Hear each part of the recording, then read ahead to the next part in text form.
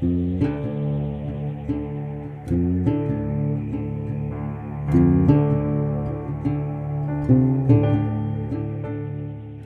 guys, welcome to Layman's Terms Podcast, a place where we talk about really big topics using the smallest words possible.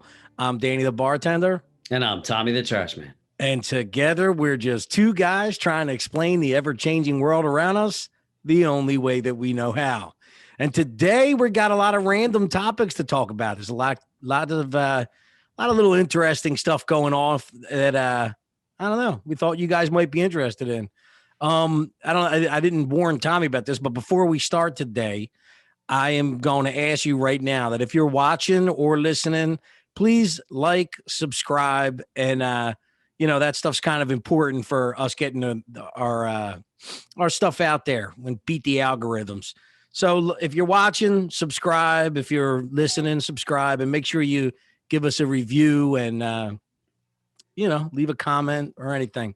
But Tom, in other words, we're just trying to get rich. Yeah, we're trying to get rich, dude. Guys trying to get paid. It's been a rough time. Trying to get rich and famous, bitch. Yeah, what's going on? And to our Australian guys, good day, mates. We got some Australians that listen to us. They probably they're probably like sharpening their big ass knives. Yeah. That's like, not a podcast. Yeah, Jesus. But anyway, Tom, how you been? What's going on? What's new in your life? You ready for some football? Yeah, I'm excited. It should be a good game. I got a few things right. I got a couple pools going on. Like the random pool that's like who's gonna win the coin toss, the total points. Where you do that at? My mom got me a pool from her work. So, and it was like $10, and then you just fill out, total points, who's going to score first. Just a bunch of random things. I put all my unemployment on DraftKings every week. That's why I'm probably gonna have a better time going forward once Super Bowl's over, because I don't know how to bet on basketball. Yeah, so I got that. I'm in a fantasy football. Playoff fantasy football. So I got a couple good You're players. in? You made it? Well, no. So it's not. So when you do the playoffs, every team that's eliminated, you lose those like players. The shit bowl. Oh, okay. So you can only pick players that are actually in the game, but you only can pick them once. So it starts at the beginning of the playoffs. So like I have Patrick Mahomes left, but if I would have picked him, they had I forget if they had a bye week. I'm pretty sure they did. But if I would have picked him last week, let's just say, then I wouldn't have had him this week. So okay. Yeah. It's like a suicide situation. Yeah. It's kind of tough, but I'm in like 8th place. Like I'm actually in a pretty good spot. I got a lot of good players left that I kept stashing away, hoping that they'd make it to the Super Bowl. So I'm in decent shape with that. And, I got some blocks. I got some good numbers on the blocks, and the Super Bowl, this should be a good Super Bowl, and Tom Brady, it's, how can you not, I know a lot of people obviously don't like him, but it's like the greatest. Well, he's to me, what Tom Brady's doing right now is exactly what LeBron James did. And it shuts everyone up. Especially with the fact that, the question with Tom Brady was always, he's no good without the Patriots. And also at the same time, the coach, who was it, Belichick or whatever? Yeah, Bill Belichick. So it's like you look at what happened to the two of them. Brady went to a shitty team and took it right to the Super Bowl. And Belichick had, Cam Newton, I don't know if Cam Newton let them down or what. But I don't even know if it was his fault. I don't know what this, I'm not that in depth with football, but I wouldn't say Cam Newton sucks as bad as he has this year. I wouldn't put him in that kind of category. He had a pretty bad year. They're in a bad spot now. Hopefully I don't know. I don't want to say hopefully, because really I don't care, but they'll probably get a quarterback in the draft or something. So I'm excited for that. And again, just to see Tom Brady, the greatness. That's all you can say. And I'm not even going to say LeBron. I'm going to say, Did you see the video? I would say Michael Jordan. before LeBron, but well, no. When I'm saying LeBron though, like Michael Jordan, basically actually kind of never answered that question of what he played for the Wizards, right? And he didn't really do anything. So I guess what I'm talking about is like, look, I'll be honest with you, I hate LeBron James's guts. And but what I'll say is I hated him when he left Cleveland the way he did. And then he went and played on the Heat, and it's like, oh, okay, so you did great, but you went to a team that every good player wanted to play with you. And even though the same kind of thing happened, he went back to Cleveland and made it happen there. So you got he eliminates that whole, well, if he didn't go to the Heat or whatever. And now Tom Brady, he would have went down as an amazing player, but at the same time, for the rest of eternity in the argument with Tom Brady, it would have been he could have never done it without that O-line, without that coach, without that team. Right. That's over now. You can't. You got to just understand that, you better start licking on his bird because there's no argument now. Now, what I will say is I think he's going to get destroyed tomorrow. I do think Kansas City's going to win, but it's hard to bet against. It's hard. It's 100%. I mean, of course, as an Eagles fan, a lot of people are saying that, and then the Eagles beat them. And he has been beat before, the Giants beat him, the Eagles beat him. So that's the thing the reason why I can't put I don't want to put all emphasis on Tom Brady's a veteran quarterback. What I see, I'm not a big sports guy, but what I have noticed is your Brett Favre's, your Aaron Rodgers, your what's the dude that played for the Colts and then went on to Denver? What's his name right now? I forget it. Peyton Manning. And these are the guys where, you see the difference in a game like this, where it's like they might kind of suck here and there, but when it's a clutch situation, then veteran guys, if they get the ball back in their hands with a minute left, it's not like when Nick Foles gets the ball back with a minute left, and even though he's good, you're shitting your pants. It's like these guys are the scariest when they're in those clutch situations. However, Brady has kind of shit the bed a couple games early on, and then I don't know if he's just got a lot of good momentum going in his favor, or will he shit the bed again? So I don't know. And then you got Mahomes, who really, I don't know if you watch him, he hasn't done anything too amazing in the past couple of weeks, but they've been winning. So. I mean, he's probably the best young quarterback out there. Oh yeah. No. So it's like the changing of the guard potentially. You know what I mean? Yeah. Like the old great. It's like when Hogan slammed Andre the Giant. You know what I mean? Like it's like that's what I think is going to happen tomorrow. It's you never, if you're playing DraftKings and you put Tom Brady in your lineup, you're either making the biggest mistake or the best decision. So, but anyway, other than football, you're going to be working tomorrow, right? Yeah, I got to work a little bit. Rooting from the nursing home. Yeah, well, yes! and the potentially more snow. Yeah. So I could be out there, but the Super Bowl is a nice change of pace, to kind of get us away from some other things. But as we talked about last week in the stock market and everything, things seem to kind of balance out, I guess, with GameStop. I know the one stock, the Bitcoin or the cryptocurrency. Yeah, Doge. Yeah, I was calling it Dodge. I think it shit the bed when we were talking, and that's the thing about trading these things. It's Doge. So what it is to show you how meaningless it is. It's just that meme, that dog meme. And then that's what people did with these cryptos. Like, dude, at one point, do you know what they were selling as crypto, which is insane, is like the points you get in like World of War. When you play like a video game and it's like, would you like to buy more coins? Right. You know what I mean? And just to show you how like these things, like this is the thing with the stock market and that's why I love like comparing crypto and everything, and this is also how these people got hurt like how GameStop became the same thing. They're not worth, a stock is worth what you think it's worth. And some people try and control that. The thing that's kind of cool about crypto is like there's no financials. It's just, hey, I want to put my money in this crypto that I think is a funny name or whatever. And as dumb as this is the thing, a financial guy would sit there and say, he'll break it down like you're an idiot to invest in that. But yet they do the same thing. It just so happens to be that you can ground out what they're trading by the financials, but they don't follow the financials. You know what I mean? Right. So it's basically like they just did to GameStop exactly what they do to every other stock, which is they decided it was going to be worth $500. So they just made it worth $500.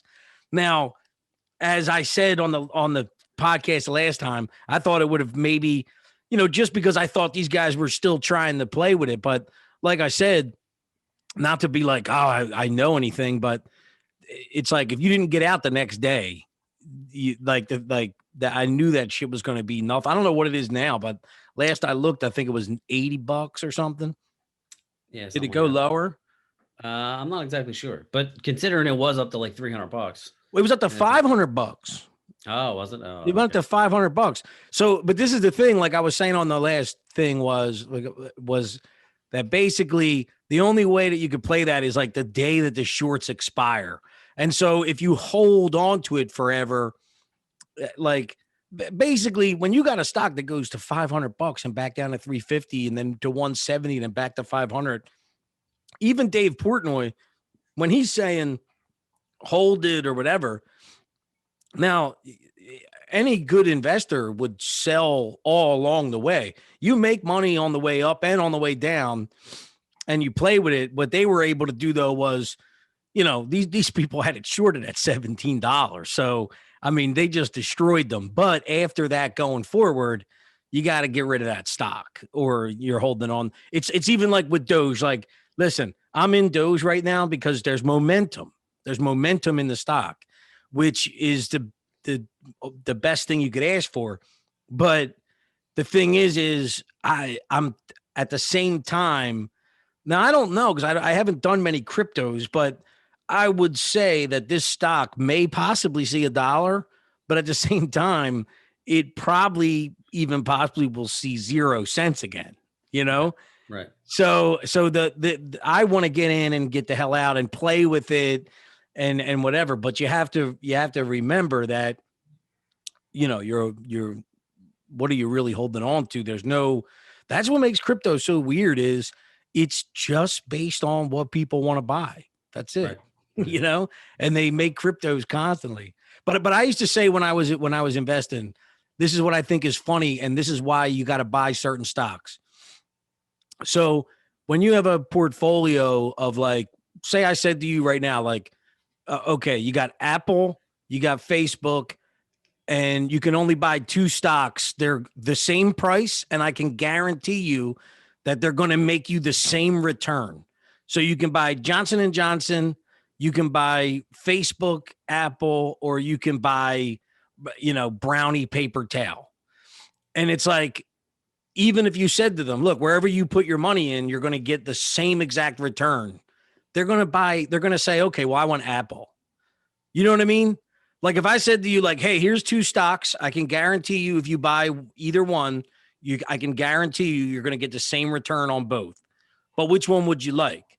And you'd probably pick Apple over Brownie paper towel, And so that's where momentum comes in when you're buying something is like, sometimes it isn't just based off financials. It's the new hot trending thing that people want to buy. You know what I mean? And you can play off that mentality. And Doge is a perfect example of what I'm saying, because what makes Doge different than Ding Dong Coin? Nothing, except for the fact that it's a cool thing that's going on right now that people want to get involved in. Right. So I think in a way I can't really explain properly. It just shows you the contrast of what these things really are. Someone can sit there and say, oh, you buy cryptocurrency, that those values on those currencies don't really mean shit. Well, I could show you some Chinese companies in Wall Street that don't mean shit either, but that's what they're doing, Yeah. Well, how much money did you put in Doge? $100. Man. So, we'll just ride with it for a little bit. But again, talking about this stuff, man, is like talking French to me. So I'm like, I just kind of roll with it and just kind of see, like I said, I've been lucky, and for the past, I don't know, 10 months or so that I've been kind of playing around with it, I've made some money. So I'll just continue to kind of just roll with it. Well, what I would recommend to you with Doge is if you see $100, like if you turn that 100 into 200, Right. sell half, and then just like then let the other half do whatever it's going to do. You Right. might be upset, but you're better off. You're better off being upset that you only made half as much money as you were going to than being upset because you lost all your money. Right. What So else? another big topic. Well, actually, I shouldn't say it's another big topic because it hasn't gotten that much traction, surprisingly. I feel like if we were under another regime, this would have been all over the news. Apparently, there was an 8-year-old girl who was peppered sprayed by the police. It's a video that's kind of like, surfacing online. I think it might have been a month or so ago. And apparently the cops were called to the house because there was maybe a domestic abuse call, whatever the case may be. I'm not exactly sure. And the mother was saying that the daughter was acting irrational and she was acting out, whatever. So I just saw clips of the video, and the girl was completely hysterical, screaming, saying she wants her father. Apparently somebody was saying that she thought that dad was stabbed. I don't really know. But the cops, they were trying, they're talking to her like, all right, we need you to calm down. We need you to get in the car. We need you to do this. And she was screaming, no, I'm not, like just going ballistic. Eventually they get her handcuffed. And at one point, one of the police officers were saying like, we need you to put your feet in the car or something like that. Like, you need to stop acting like a child. And she's like, I am a child. Like just freaking out. And then another officer says, if you don't calm down, we're gonna pepper spray. She continues to just freak out. And then one of the cops pepper spray her, and then she's freaking out even more. Now here's where it's kind of dicey for me. And I know this, I feel like this could fucking ruin my life. This fucking opinion. Uh-oh. Nah, we've had worse. We've had worse. Here. Well, okay. So here's the thing. Release the inner racism, Thomas. Well, no, it's not. It has actually. Well, so here's the thing. She is a black girl. She's a 9-year-old black girl. And from what I could see, that the cops were white.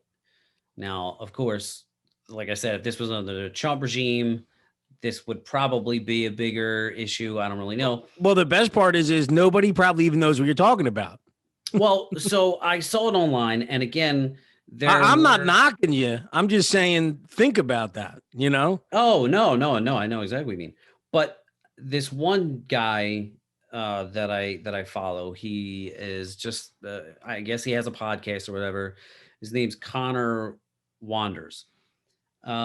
He made a video about it, and he was like, this should never happen, yada, yada, yada, which I do tend to agree. But I commented on it, and because again, it was like, this should never happen. And he was like, there's multiple cops. They should be able to handle this child. All the typical things that you hear basically with every police interaction. And I commented, and I was like, listen, I do kind of agree with you, but I find it really, really weird that people that aren't police officers always think they have the answers, or they're always like, this is how it should be done. They're not in that position. Now, again, I know people are, anybody that's listening or anything's probably their fucking minds blowing up right now. But yes. my point is, it's like, it's just really weird to me, because the guy goes on and says it should be, we should have like mental health people that are there to help. And, he talks about defunding the police and all this. Well, And like, here's the thing. If you're going to have mental health people that are on call with the police, somehow they're going to have to get paid, which I would imagine would probably go from the police fund or some state fund. I don't really know exactly how that would work.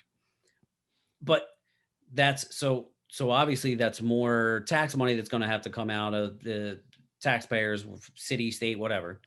And it's like, look, if you base it off of, here's the other issue that I have with the video, or videos altogether that we see and they go viral and people lose their shit. If there's just for the sake of argument, I really have no idea how many police interactions there are a year, but let's just say 1 million for the hell of it, which is probably on the low end, but let's just go with it. If there's 1 million interactions, you have 500,000 arrests, you have 200,000 I don't know, assaults, whatever case may go wrong. How many rapes?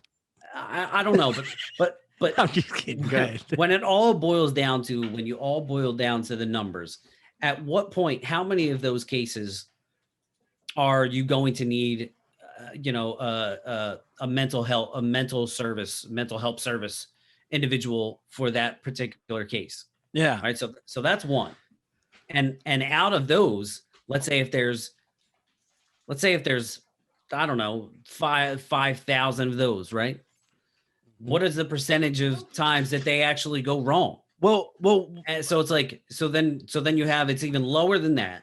And it's like, I just don't understand how. No, well, here's what I'll say. They're going to get to it. Like, it just doesn't really make any sense to me. No, but here's the thing too, going with what you're saying, because I was thinking exactly kind of where you were going when you were first saying it. And it's like this.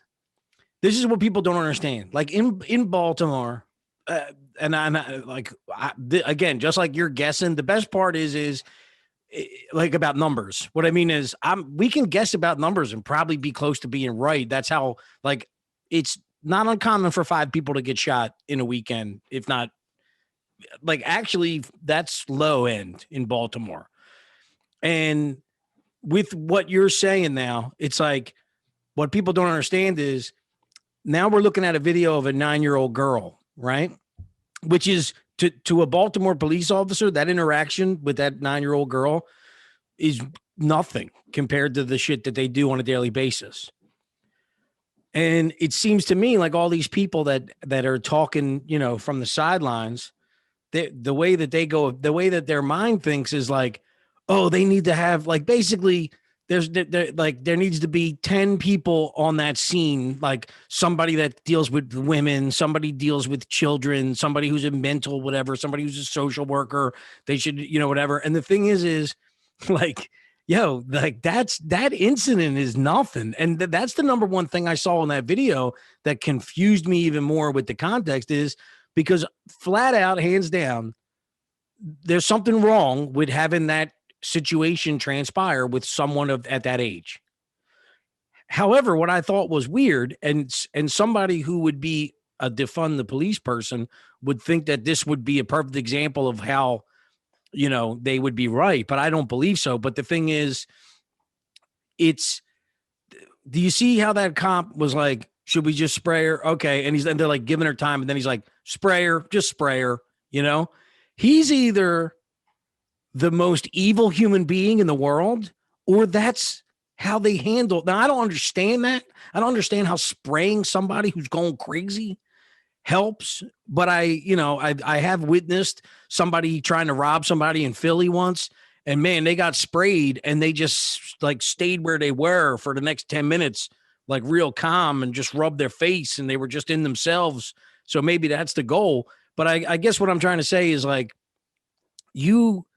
if you like when we look at one incident, we can all sit here and say 1,000 ways that incident could have been fixed, but then we're not taking everything into consideration. A dumb thought that just came to my head would be like, if we're talking about, a football play, like we were just talking about football, and it's like, oh, they should have had 10 more guys on the field there to tackle that. You got to deal with what you got.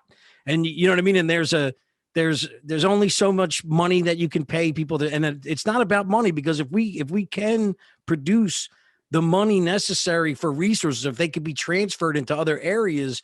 But again, I think it comes down to like, listen, we're not hiring superheroes. We're trying to turn regular civilian people with at least somewhat of a goal to kind of help.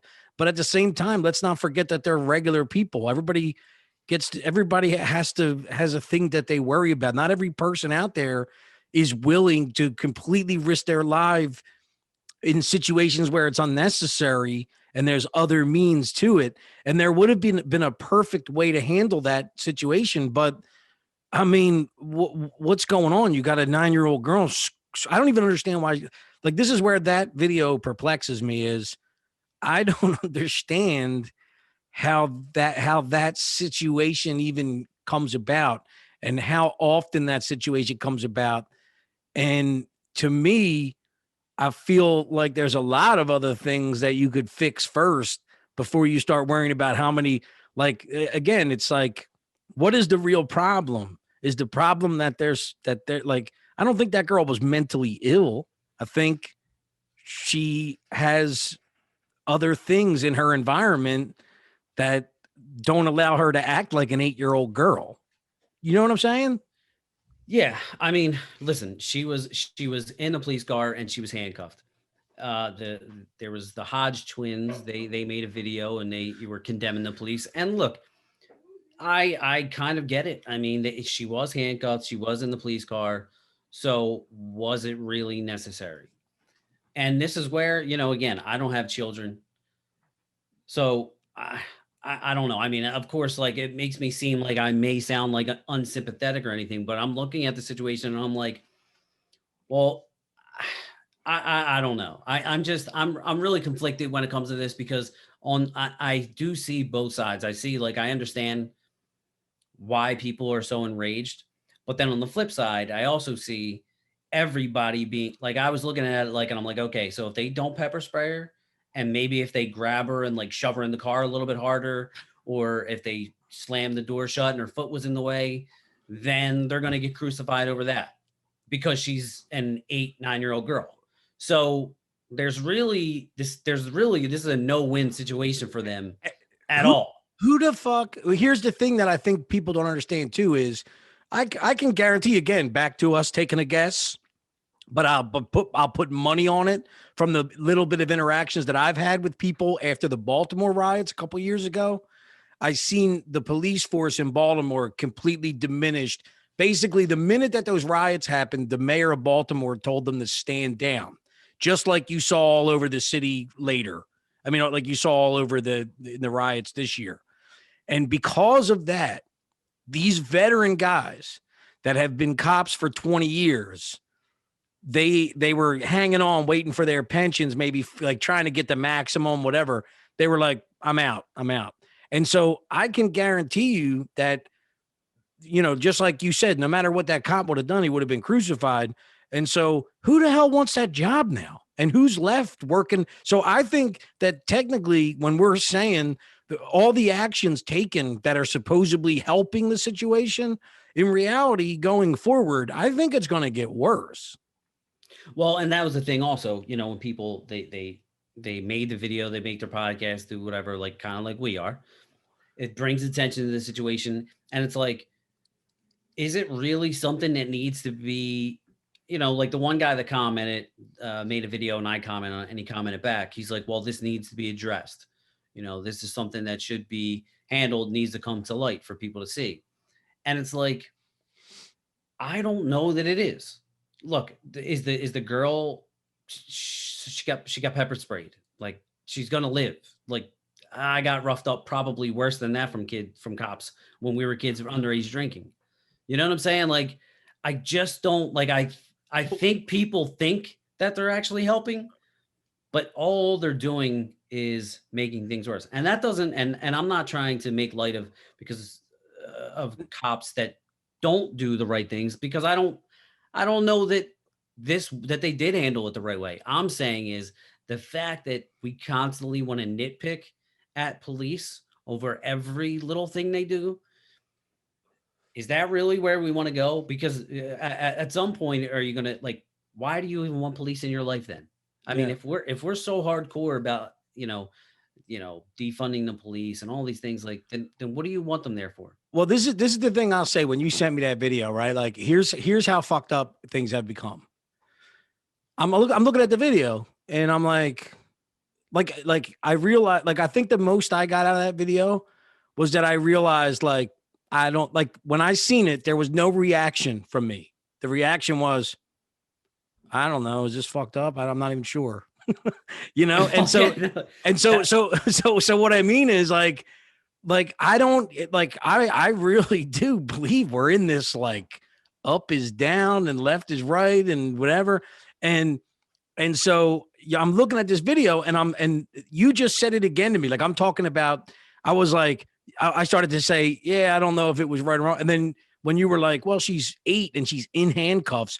And then I'm thinking in my head, like, wait, yeah, you're right. Like, she's in handcuffs. What the hell's going on here? She's already in handcuffs. But I also think when you said, well, if they just pushed her back or whatever, see, what the reason why I latch on to how nonchalantly the cop said, just spray her, just spray her. It's that, see, what we don't understand is the just spray her might be a result of previous videos where they were judged for shoving these people. So then they sat down and said, how do we get to what do we do then? All right, well, the safest, the temporary pain. In other words, you're more likely to break a finger and have a long established problem by me shoving you in the car than if I spray you with pepper. Like, dude, we see people getting sprayed with pepper spray all day long, the whole summer. So, yeah, I mean, a big cop, if he grabs her by the arm or whatever, puts her in and potentially breaks her arm, it sounds crazy, but I broke somebody's leg before when we were kids. Like, the guy was coming at me with a bottle and I like gave him a little swift kick to the leg. nice. And I fucking broke his leg. And I'm Were like, you proud of yourself? well, I didn't know I did it. Like he dropped and he was like, oh shit. Like, Yeah. and I was like, well, what the fuck? Like I was laughing because I just don't try that shit again, motherfucker. Yeah. Like I was like, fucking, I was like, Cobra Kai, motherfucker. just sweep the leg. But and I had no idea I did it. And then it turns out I find out I broke the kid's leg and like, it wasn't intentional. Like I felt horrible after I did that, but as a cop, grabbing the girl and putting her, if he was a little bit more rough with her, because I'm also looking at that video. I can't really recall how I was at 8 or 9 years old, but I have a hard time believing I would act that way, but I don't know. Well, listen, I'll tell you right now, this is the other thing too. And I've used this example on the podcast before. It's like when, you're in a shopping mall with your mom and some lady tells you to, stop doing something. And your mom turns around and says, hey, bitch, don't ever say that to my son. And then you say, yeah, she's a bitch. And then your mom smacks you in the face. Right. So in other words, you're like there's a kind of a respect kind of level going on. And I think this is another thing. If you keep doing what you're doing by diminishing respect for police, when you see, like, in other words, there's an 8-year-old girl. It's a tough call because we don't really understand that situation. But if I had to just kind of, see what, like, the way I've been feeling, whatever, like, people, if you don't, like when you said you don't know how you'd act when you were 8, I sure as hell know that I'd be scared. I was just having this conversation with my cousin the other day where what we were talking about was, you remember the old saying of like, I would never, like, if you got hit in school, like our parents used to say to us, like, I would never go home and tell my mom that my teacher hit me because I get hit again. Right. Now, I understand that that's crazy, right? Your teacher shouldn't be hitting you type of thing. But it's the same thing with the cops. All the times that the cops like let us go, you didn't go home and tell your mom, like, the cop grabbed me and threw me on my ass and told me never come around here again, or, whatever, because your mom would beat your ass. Yeah. Well, I think what happened was now your mom totally and goes back to that shopping market with your mom situation I'm talking about, where I feel like all of a sudden this new generation is running to the police station and not even worried about reprimanding their own kid for their actions, and they're just directing everything at that police officer.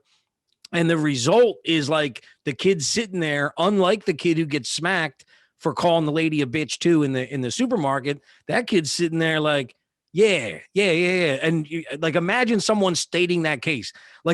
I just seen down here recently a cop ran over a kid and killed him because they were robbing a house, and he pointed a gun at her, and the cop was fleeing and hit him and killed him. Right. And they got sued and they lost. And the whole thing was, well, he was robbing a house, but he doesn't deserve to die, whatever. But what I'm saying is, if you're like look, let's face it, the mom is making whatever case she's making to sue the police department. So she's going to sit up there and say, he was a good boy. They're going to show pictures of the kid playing football. Like, you're going to be watching the news and they'll be like, he really loved to help the community. And everyone that knew John said he was a great guy. Well, he was robbing a house and pointing a gun at a cop. I mean, and so if somebody doesn't recognize that, if somebody's not looking at their own people in their community and saying, hey, maybe there's excessive force going on, but you need to stay away from these guys. You need to, and I think it's going the other way. Like, if you're that dude's, friend, and you're watching like no one addressing his actions and actually sticking up for people in your situation and saying how that's justifiable, it's going to give you a different mental approach. Whereas I'm pretty sure I'd be getting my ass whooped just because I was there, Well, yeah. So, and the girls in this video, her parents are suing the police station. Well, she might. That situation doesn't. I think that the main that could go either way. Like, I understand it's a little bit touchy. I get it. You know what I mean? But it also brings me back to like I'm watching Vikings, the show. It was on the History Channel, and now I think it's on AMC, whatever.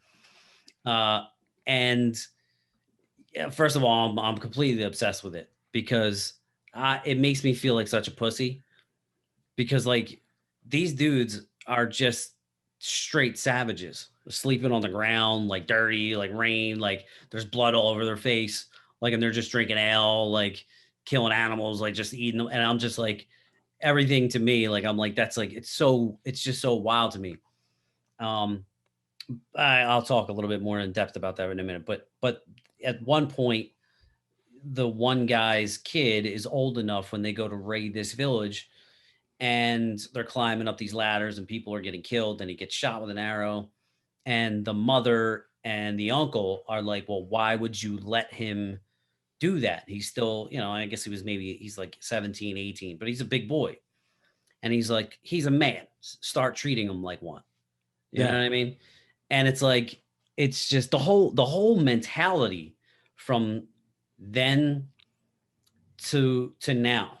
Obviously it's worlds of a difference, but even back then, the way they lived their lives, like based off of their gods, the Vikings had Thor, and that was their god. And then they're warring with the Christians.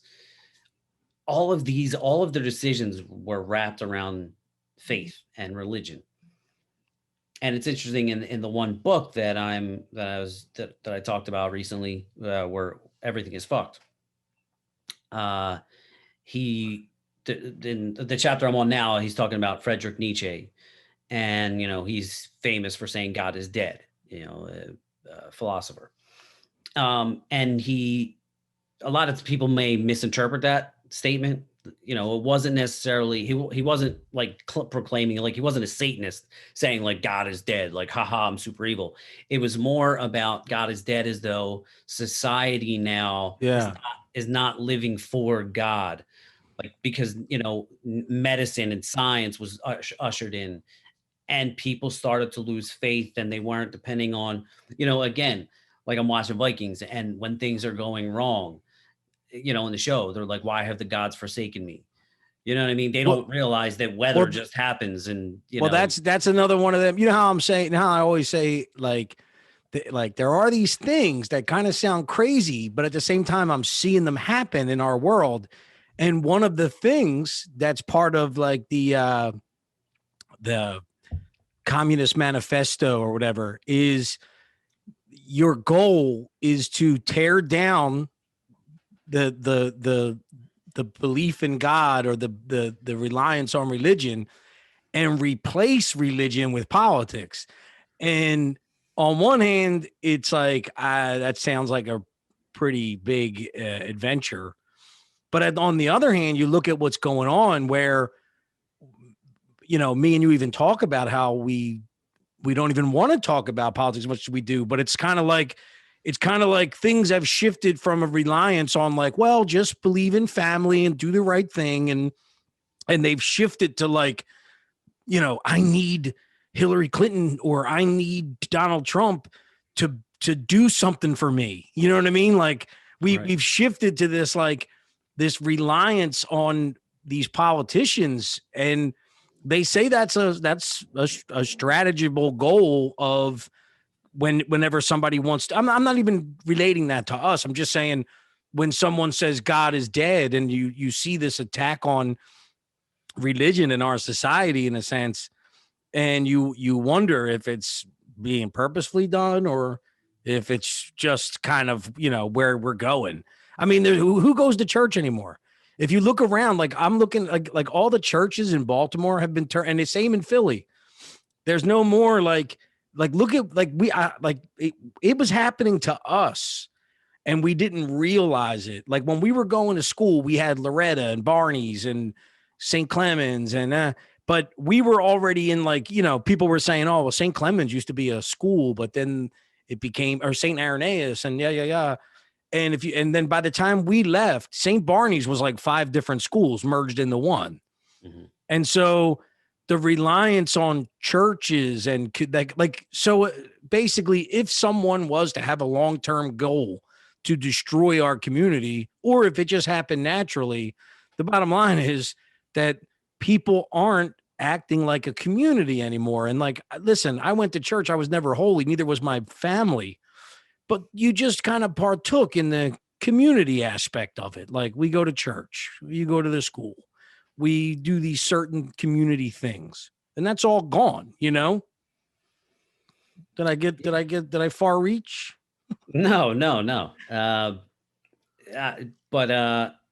Yeah. So I don't know, man. It's just a really interesting dynamic, like to see, how just mankind has evolved, from watching the show, Yeah. So now. And I was just listening to a podcast earlier, and they were talking about, over the last, I don't know, 10, 15, 20 years or whatever, that testosterone levels in males have been dropping. And it's, they were saying it's a bunch of environmental issues, like with chemicals and plastic, and all kinds of different things. And I'm sitting here watching, like I said, Vikings, and these dudes are just complete beasts. And then I'm listening, I'm also listening to a podcast when they're talking about, because they're like manly men they're not a thing anymore. Well, I 100%, I believe 100% that technology was something that only, like when I say technology, I mean when shit gets like not technology, you could even start with the basics of it. Like you make a sword. Okay. What happened? Where does a sword come from? Why does someone think I need a sword? Right. Well, because the 5 guys that are in your village are getting all the pussy, and they're and every time you go near a girl, they're like, you're the little scrawny guy, right? So what do? You sit down and you say, I gotta figure out a way to get what these guys have. I could make a sword. You know what I mean? And so if you look moving all the way up, like in other words, you got a guy who can hunt with a spear and he goes spear fishing. And so therefore he's providing for, he's a provider, which is the only thing that's important at the time. Can you feed me? Like women would look and say, I'm looking for someone who can feed me and feed my kids. Oh, this guy can. So you got the scrawny guy who has no ability to do that. But what does he do? He weaves a net. You know what I mean?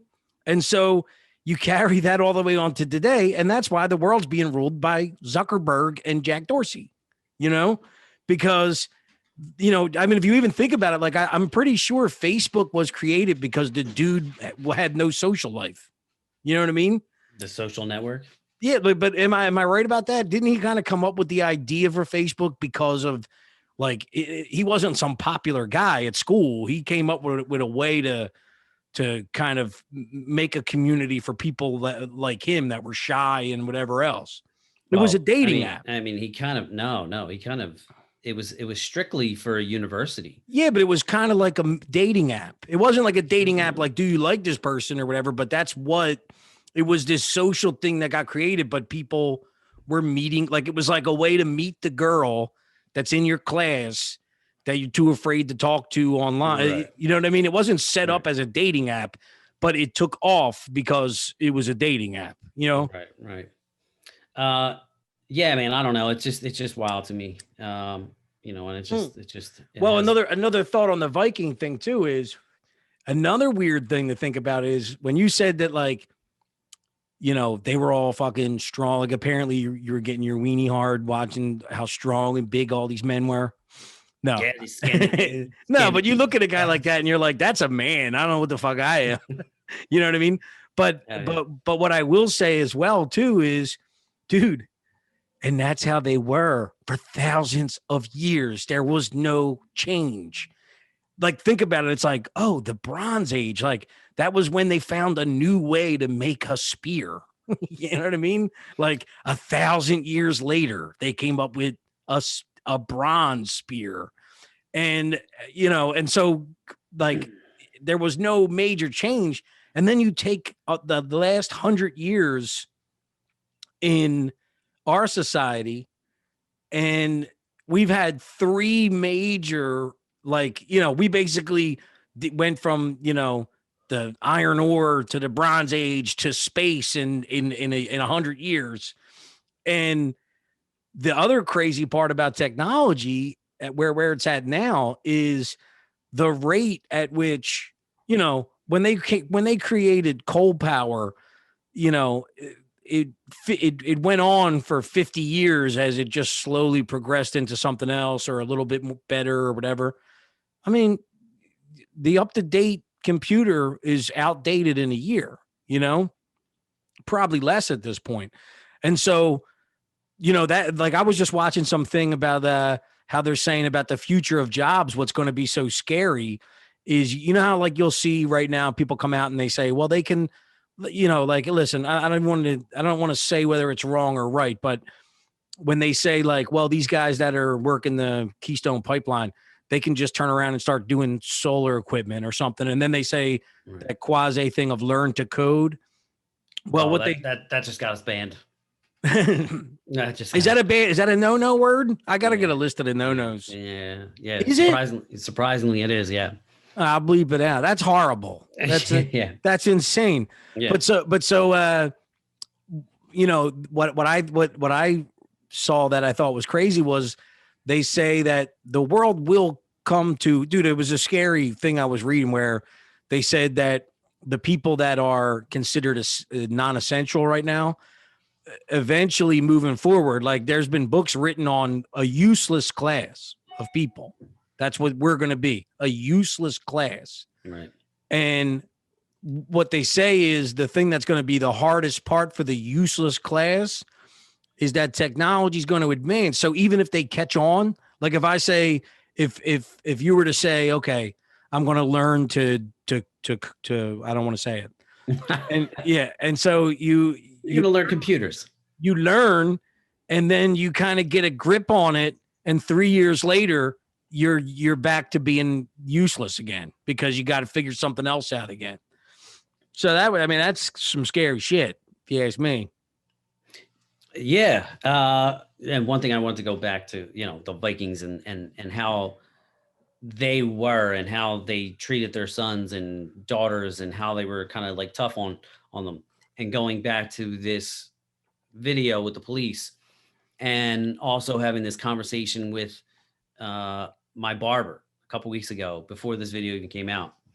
I don't remember how the conversation started, but he was telling me about a friend of his. He lives in Puerto Rico, but they live in America, but they're from Puerto Rico. So the son was struggling in school. He's, 15 years old, something like that. And he was like, he gets home.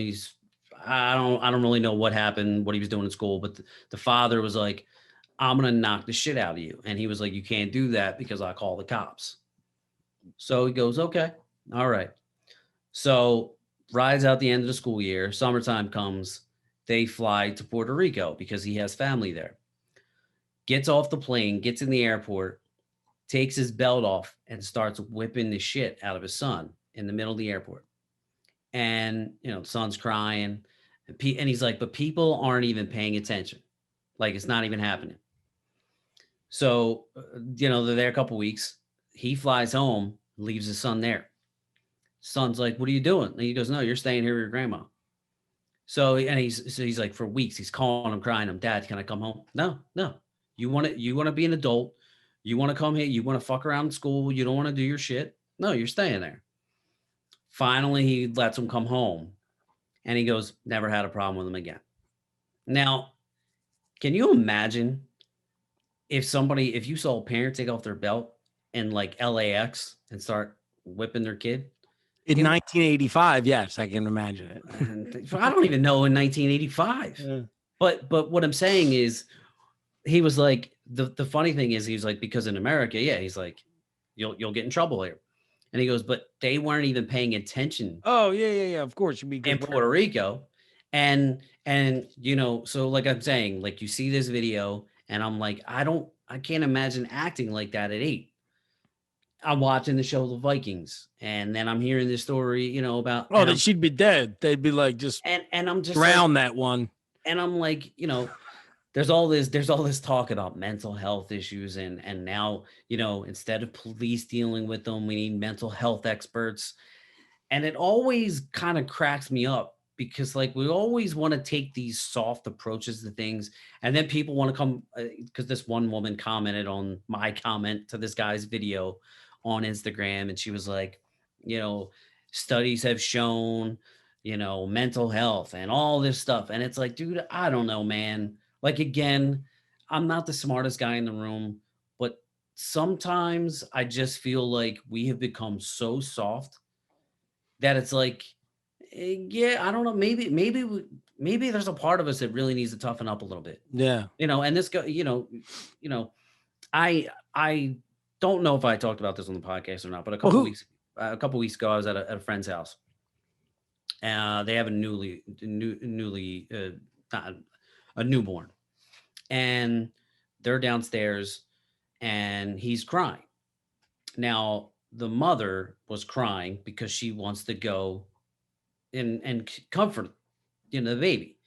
And my buddy was like, no, leave him be. Like, just let him. He's got to work it out. Now, she's crying, and I understand. It's your child. Like, I understand. Like, you want to go and take care of him. I get it.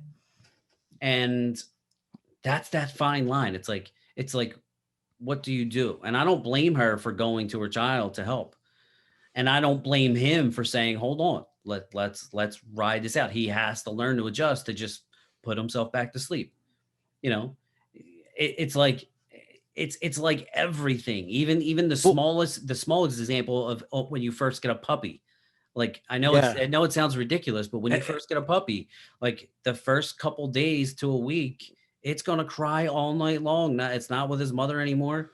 And you just have to let it go. Or like if you're cage training the dog or something, and it's like the weirdest part is, and when you say, it's funny, I was going to use another example, but even using the dog, it's like when that dog's crying, you're like you're looking like, I mean, I don't know if you're just alone in this situation but like I remember being in situations where like I'm looking at the person with me like, God, it's breaking my heart. Like I want to let this Yeah. thing out, Yeah.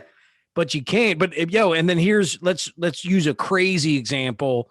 But when you were using the baby crying, yeah, I think it's a perfect example.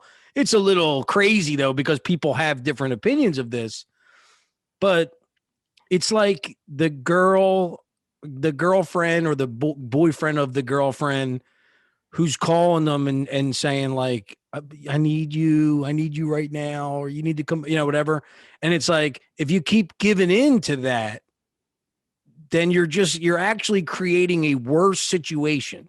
Right. You know Right. what I mean? No, I don't want to. I mean, some people might really be fucking suicidal or something, and you need to get them handled. But I think in most cases, because I've done it, I've done that shit where you're like, I need you right now, and it's like, I probably would have never really done anything too bad to myself or whatever. But you're clearly using it as a ploy to get the person because you want them immediately so that you could rectify the situation.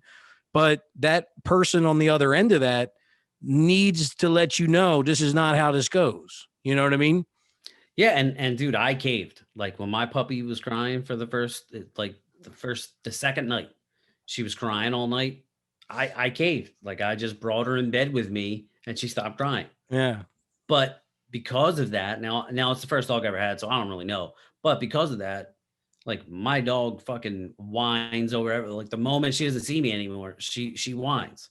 Now I can't really make the connection. I have no idea. Like I'm not a fucking dog whisperer. I don't know how it Yeah. affects them. You know what I mean?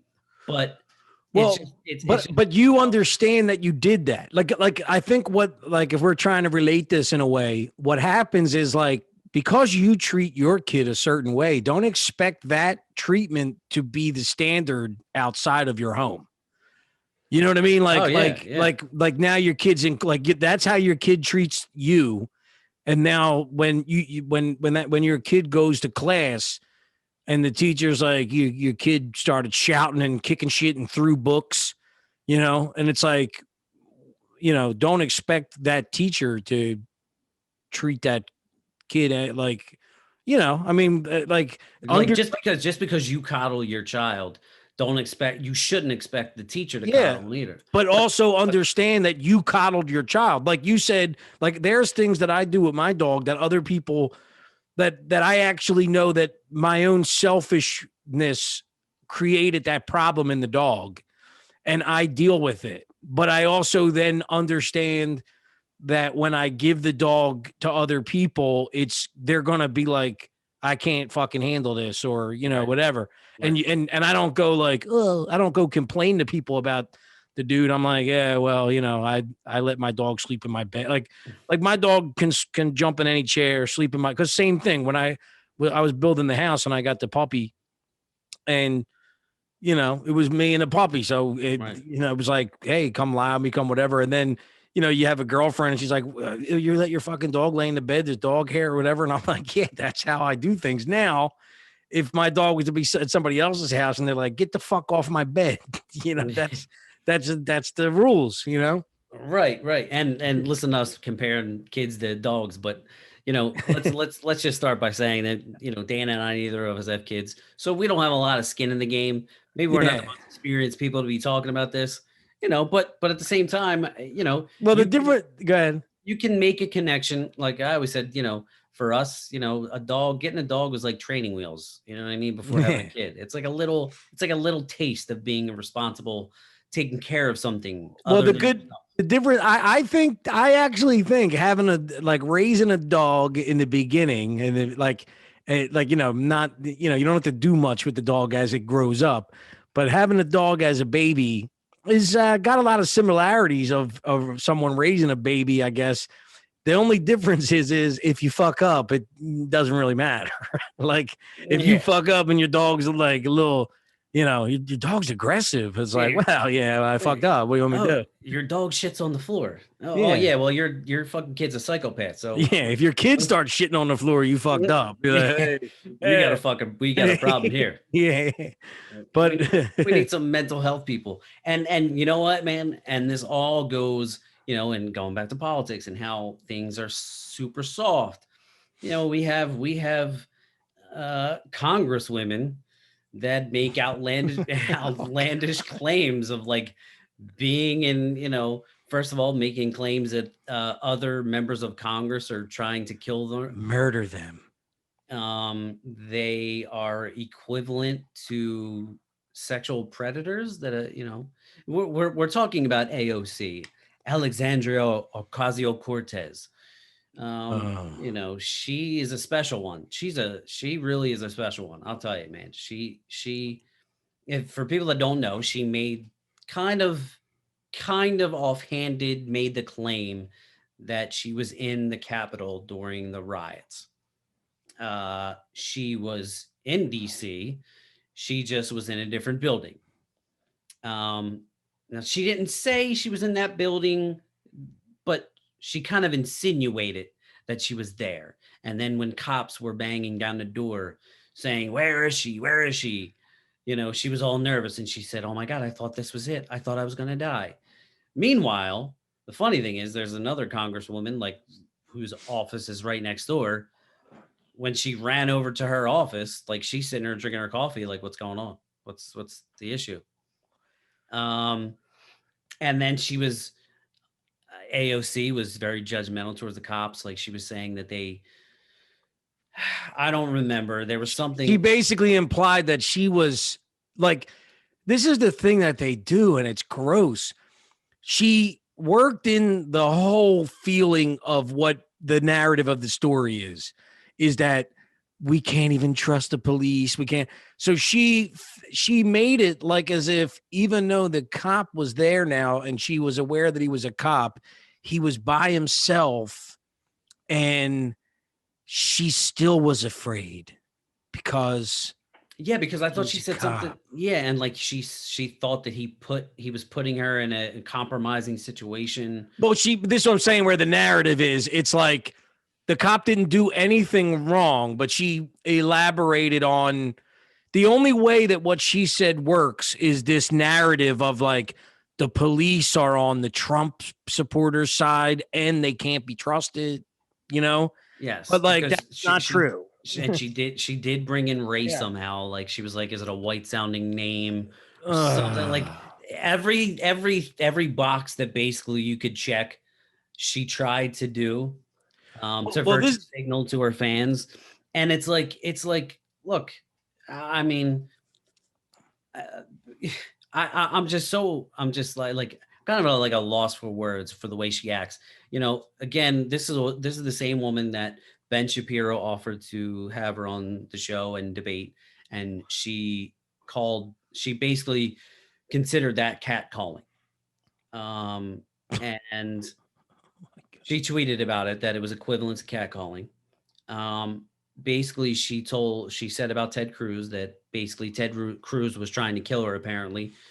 And what she also did with Ted Cruz, which pissed me off, is during the GameStop stuff, Ted Cruz basically said to her in a tweet, like, "Hey, I agree with you on this. Let's work together on it." Like on like stopping that whatever, the Wall Street, whatever. Yes. And she basically was like, "No, thanks. Like I don't associate with murderers or something." Yes, exactly. And so apparently she is a sexual assault survivor, which I didn't know, but apparently that's come out recently. And she considered Ted Cruz and another congressman. She said that they act the same way as her assailant. And I'm like, okay, like this is exactly what I mean. They just want us to move on from it now. That's the thing she was saying. Well, that's what it was. It was like that was part of like the trait of a sexual predator or whatever, where it's like I'm supposed to just put the trauma behind me and move on. Like that's what they always want you to do, is move on and act like nothing ever happened. But I'm going to revisit the pain. And here's the thing about her is like not every sexual assault victim reacts the same way. You know what I mean? So like there was another congresswoman that came out and said something about, she talked about abortion and her, I guess she was in a sexual assault. I don't know, it was rape or something. AOC criticized her, and she was like, "Oh, you're scaring women into like basically not coming out and telling their stories or whatever." And it's like, dude, you can't win. Like, she's making it an impossible scenario for anybody in a world for nobody to exist in unless you agree with every single thing I say. Yeah. And it's like, man, I Well, just, well, this is the other. the craziest thing to me is like, she has 8.8 million followers. Like, people like adore this woman. And I'm like, she's a fucking child. Like, and just the fact that she would go on and make the claims without any evidence, and just say, you know, Ted Cruz is trying to murder me.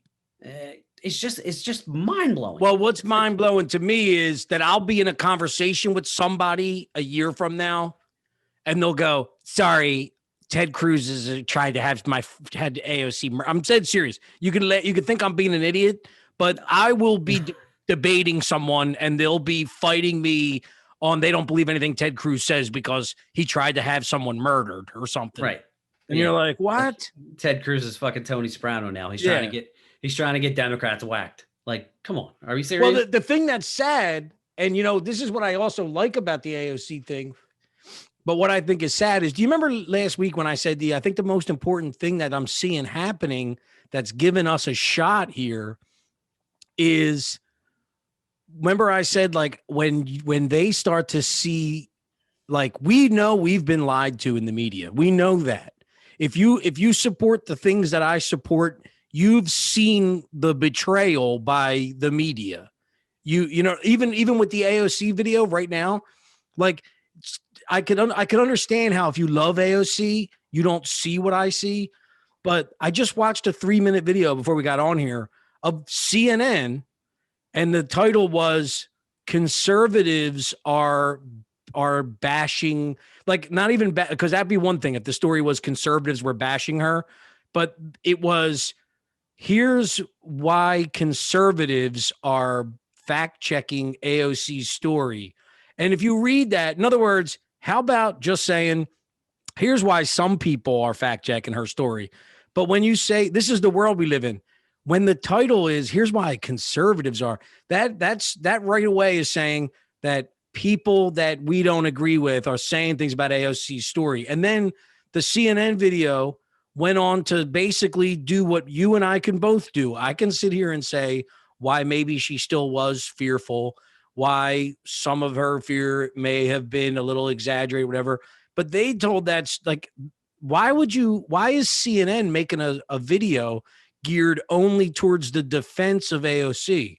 They're telling you that they're basically it's like your mother making they might as well have had AOC's mom write the story, you know?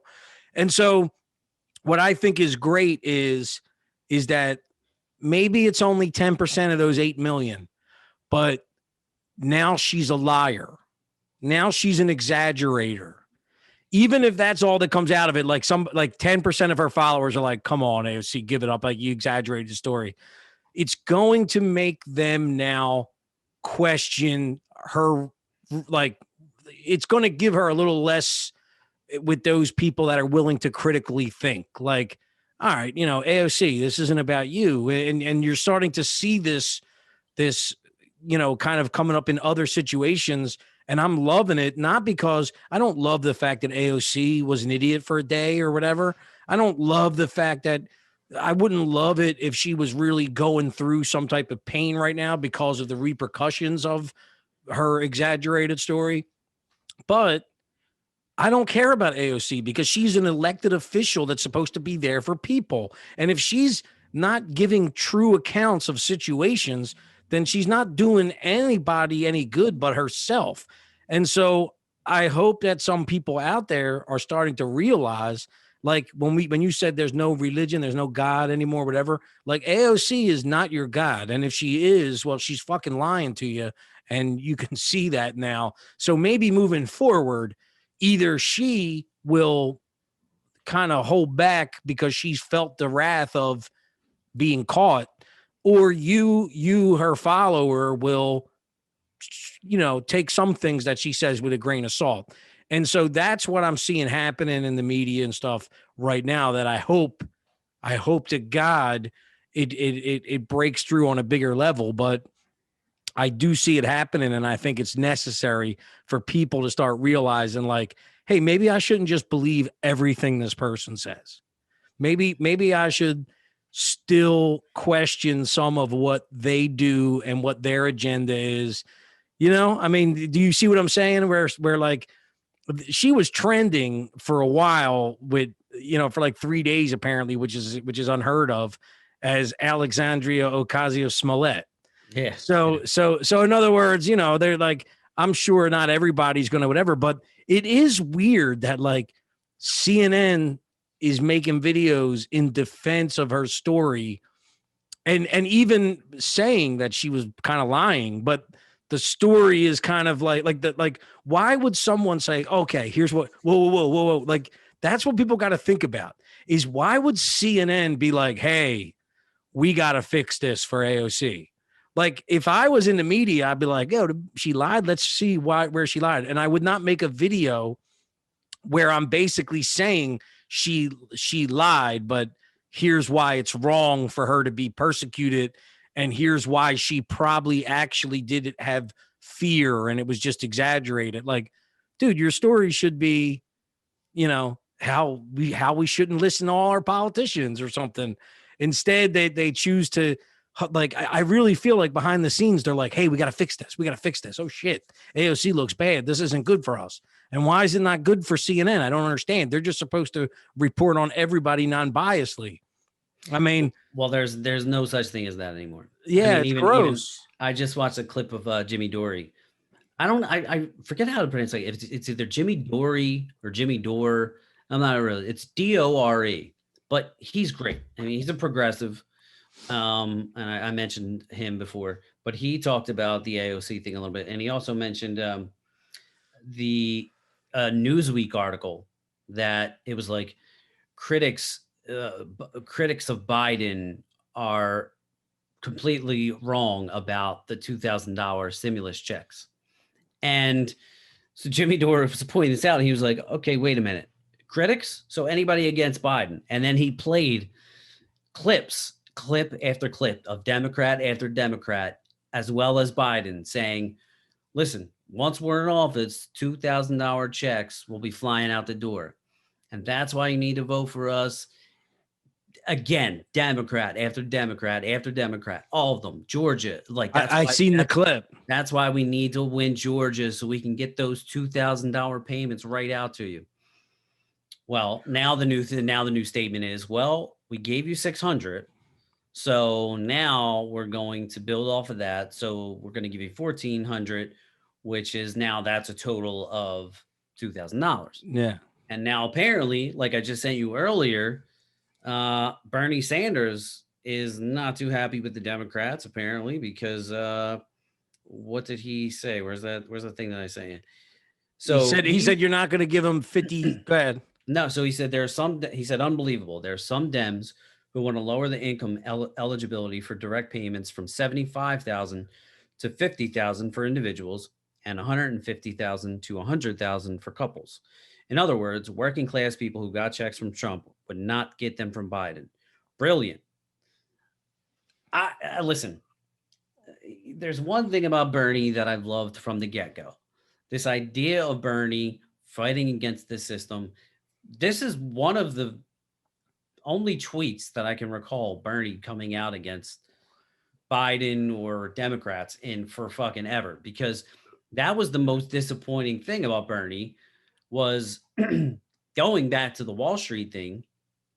He was complaining about Wall Street. He was complaining about all these politicians getting big donations from these hedge fund companies and big banks and all these things. And then he just kind of fell in line, and he got screwed over by the DNC. He fell in line, and he just became a part of it. and he was completely anti-Trump and bashing Trump every moment. And I get it. It's his team. I understand. I get how it works. But that doesn't help us. That is not helping the American people by sticking up for your team, because you have to be able to call your team out when they're wrong. That's why I'm really surprised that he did this. Well, you just said though he hasn't done it in a while, right? So think about it. That means to me that there were things where, like, in other words, why didn't Bernie Sanders come out then when they were holding that bill back and say, like, look, like the guy, don't like the guy, but we need to get this shit out there now. I don't care about an election. This isn't about an election. It's about the people. Like, maybe find a way. Basically, the one thing I don't like about that Bernie tweet, but just going on with what you said, was he hasn't done it in a while, because you weren't allowed to say anything that made Trump look like he was right about anything. That was the end game. You're not allowed to fucking make Trump look right about anything. And see how he says in that tweet, I want to look at that tweet as him saying, how dare you not help people, right? Right. But what I actually see him saying in that tweet is that because I have this belief that the goal right now is, no matter how shitty Biden's doing, because I know from people I've talked to people about my situation, and they go, well, hopefully when Biden gets in there, you'll get the stimulus check, like as if that's going to save all the world, right?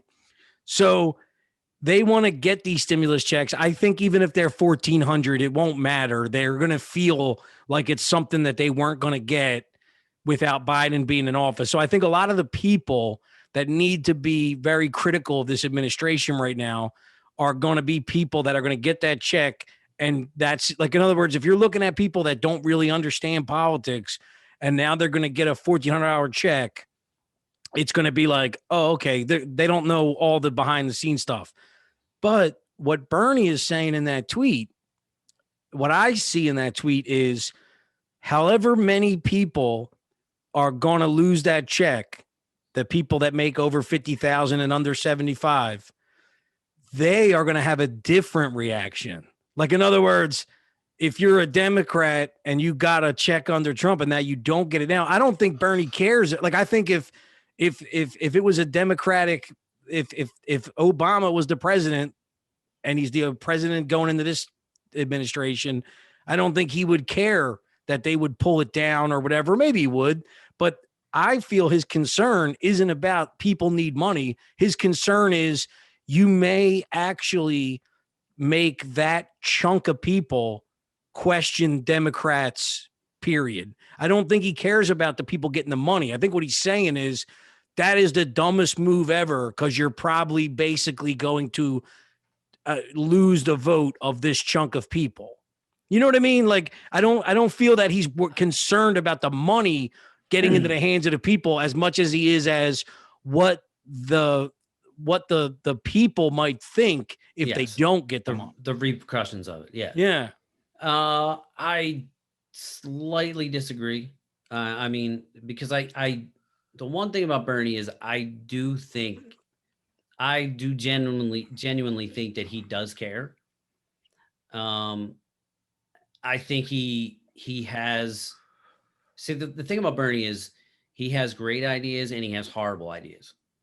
Like, I think he genuinely cares about the working class. I think his ideas about, taxing the rich and the gap, the wealth gap increasing is dangerous, and again, losing the middle class. I get that, but then he doesn't help. Like, when he wants to fight against big corporations and tax them. And when he said, but then when he says, well, yeah, I want to raise the minimum wage to $15 an hour.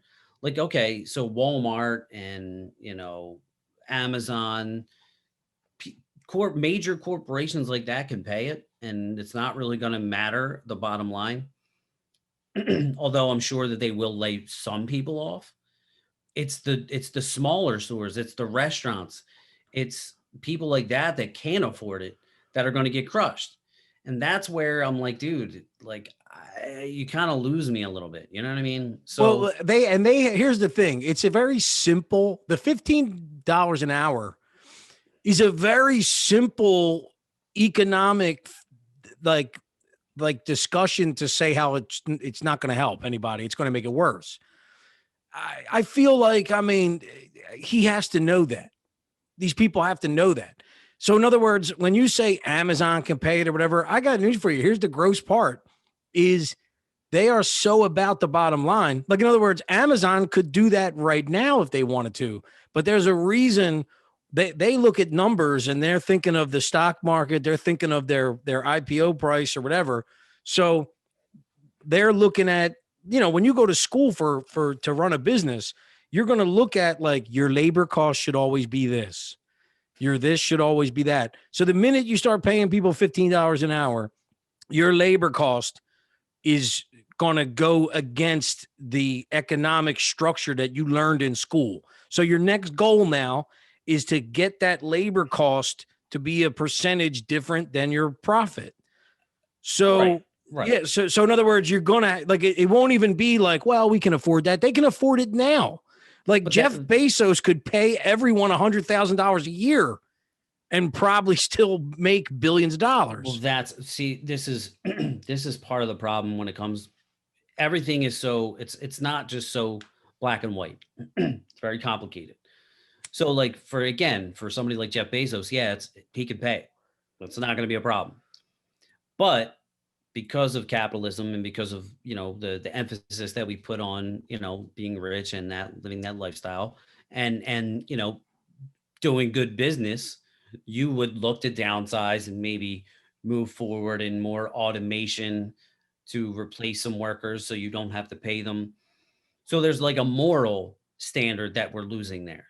But for me, it's the mom and pop shops. It's the restaurants that are really going to suffer because they're not on the same playing field as corporations like Walmart and Amazon. Well, here's what I think. So I get their argument. Like to an extent, I understand their argument, but then on the back end of it, it's going to hurt other businesses. It's going to hurt other people. Well. Here's why it doesn't work. I know. No. But you're saying it's just going to hurt mom and pops. What I'm trying to say is this: it's actually the worst possible thing you can do. Not forget the businesses being able to pay it or not, right? What happens is you instantaneously make everybody's wages go down in the sense of forget the mom and pops, because even like what I'm saying is the mom and pops are the ones that will be hurt in the sense of whether they can even afford to have a business. But Amazon, if they're forced to pay higher wages all down the board, going all the way into small businesses, what happens is if Burger King has to pay $15 an hour, well, the $5 meal is $10 now. So what I think that the trick with the $15 minimum wage thing is you basically, if everybody's making $9, $10 an hour now, you add $5, right? So even though everything goes up, to me, it's a way to raise the taxes it's a genius way to raise taxes by acting like you did something good by raising minimum wage. Because what happens to the guy who was making $8 an hour, now he's making 15. His check doubles for the same work, but his taxes that go to the government also double. And then you pay more for your cheeseburger at Burger King. So taxes work on percentage. So whatever 7% of a $5 meal is now 7% of a $10 meal. So your taxes on the burger doubles. So basically, if you doubled everyone's wage in the United States, but 1/4 of those people just lost their job, you as the government would actually still make way more money in taxes by forcing people to pay a higher wage and forcing people to pay more for stuff in which you tax on every level. So it really doesn't help anybody. The $15 minimum wage, if you start making $15, your life gets $15 an hour more expensive. Well, I commented that on one of Bernie's things because he was pushing that, and I was like, yeah, but even if you don't talk about the burger going up in price, just based off the fact that, look, Democrats always tend to raise taxes. So even if you suddenly start making $15 an hour tomorrow, and then the Democrats start taxing you higher, you're going to be bringing home. You're going to be bringing home less. Well, not necessarily less than you were before, but you're still hurting that person. You gave them a little bit of more money, but you're still hurting them in the long run anyway. Yeah. But I think what all they care about is like, and sometimes I think too, like the $15 an hour fight, they might like it in theory and also like to never actually have it be done.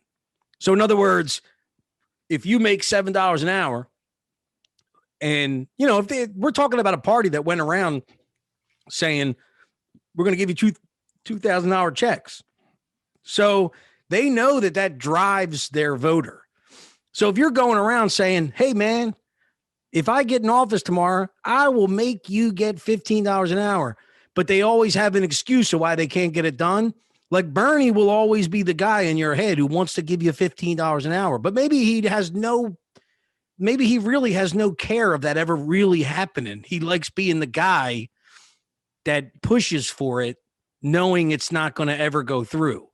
But leaving you with the thought that if he was in full power, you'd get it, Yeah, and there was somebody that was somebody tweeted something. I can't think of the guy's name. He's like is it something Reich? Or is it Robert Reich? Maybe he's like an economist, I think. He's a Democrat. He's worked on. Oh, I know you're talking about. Little weird looking dude. Yeah. He also wants the filibuster gone.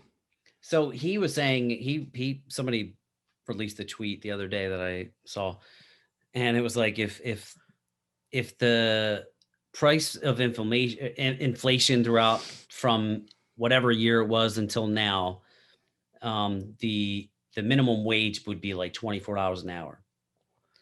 And I was like, dude, how the fuck would that even work? Like, and people, because the girl that shared it was like, yes.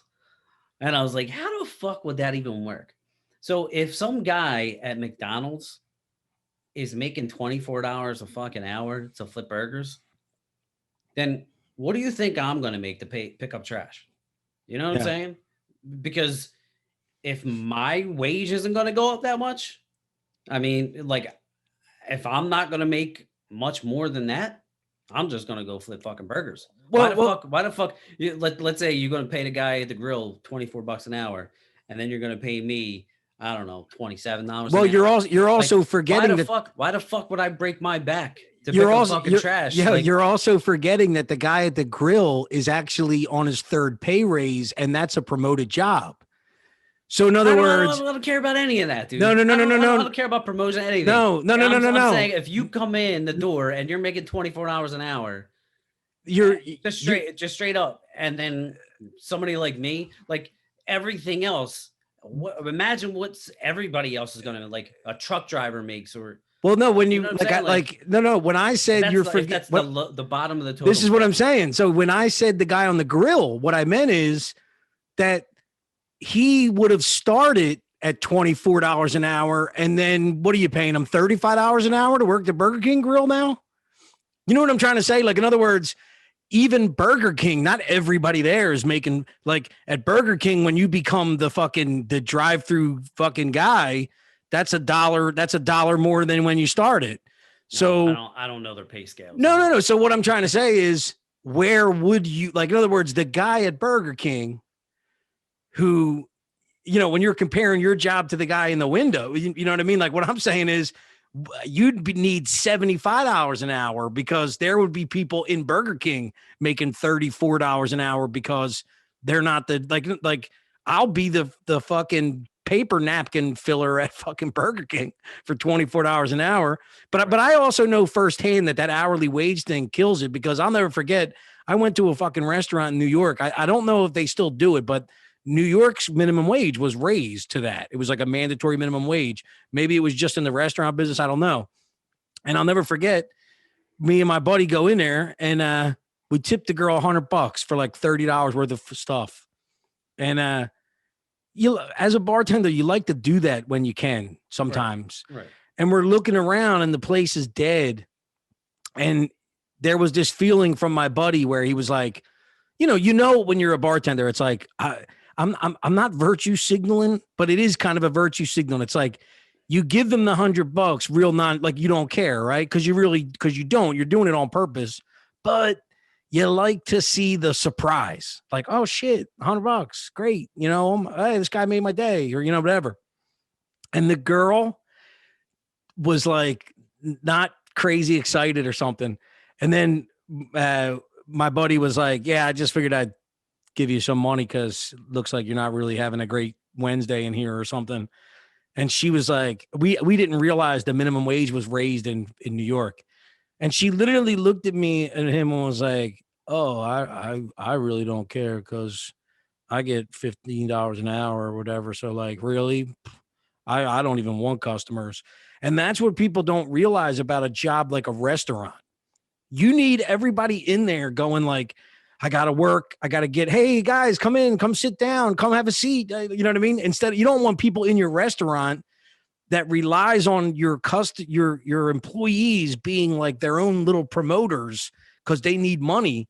The last thing you want is a person in a restaurant going like, the less I do, the more I make. You know what I mean? Because there's no, you're not working in a factory where the longer you're there, the more products are getting made or whatever. Your job is to go in and like you'd never want to be. Could you imagine like hiring somebody for $15 an hour and then also with all the extra stuff that people seem to impose on a job? Like now you can't get rid of the person because they got to get 3 strikes or whatever.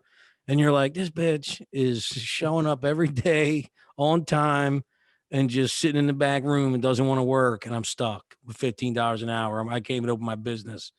But it was just a mere fact that like, I've never met a bartender who was like, unless they were like, I'm so hungover, I don't care, I want to leave. But I've never met somebody who was like, oh, I love it when it's dead. I don't even want to be here, and I really hope no customers come in because I'm getting paid anyway. That's never happens, Yeah. So I think it would just kill. Well, another thing too is my brother always says this, and he's right. It might sound wrong to somebody else, but they have this thing of like, do you think it's fair that there's this guy in Burger King making $8 an hour and he's trying to feed his family? And like, it does suck that that's happening, but Burger King is a stepping stone job. Burger King is a job for a 16-year-old girl or guy in high school. Like you're not sure. Unfortunately, some of them jobs do become people's jobs. They do become the only way that somebody can make money. But at the same time, it's not like they're supposed to get paid $75,000 a year because there's something unfair in the system. That job is not a job for someone to aspire to. It's a job that somebody gets and they're like, I'm going to school to not do this shit anymore. And when they leave that position, the next person in that needs that job steps in, and their goal should be to get the hell out or work their way up or be a manager or something. But, if you're working the fryer at Burger King, I mean, it sucks, but that's life. And nobody owes you $10 more an hour because it's unfair. Yeah. One of the guys I follow on Instagram, he commented on Bernie's thing about minimum wage. This was a day or two ago. And I mentioned him to you to follow. Will, the hell's his name? Will something. I emailed that dude. Is that the guy you told me about the job? And he got back to me and said he was going to call me, and he never did. Okay, so it's William Roosh, something like that. Yeah. Ruesche. Yes, and he's a teacher out in California. He's a pretty interesting guy. I like his videos. And he was kind of going a little back and forth with some people on the Bernie thing about economics. And this one guy, he was like socialist god or something, like that was his handle name or something.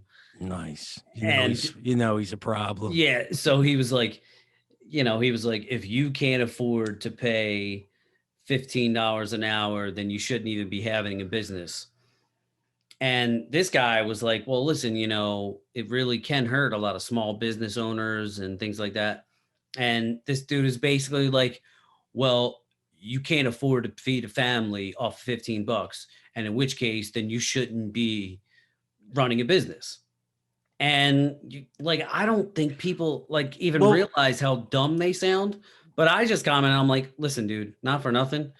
If you have a family to feed, you probably shouldn't be working a job that's making 15 bucks an hour.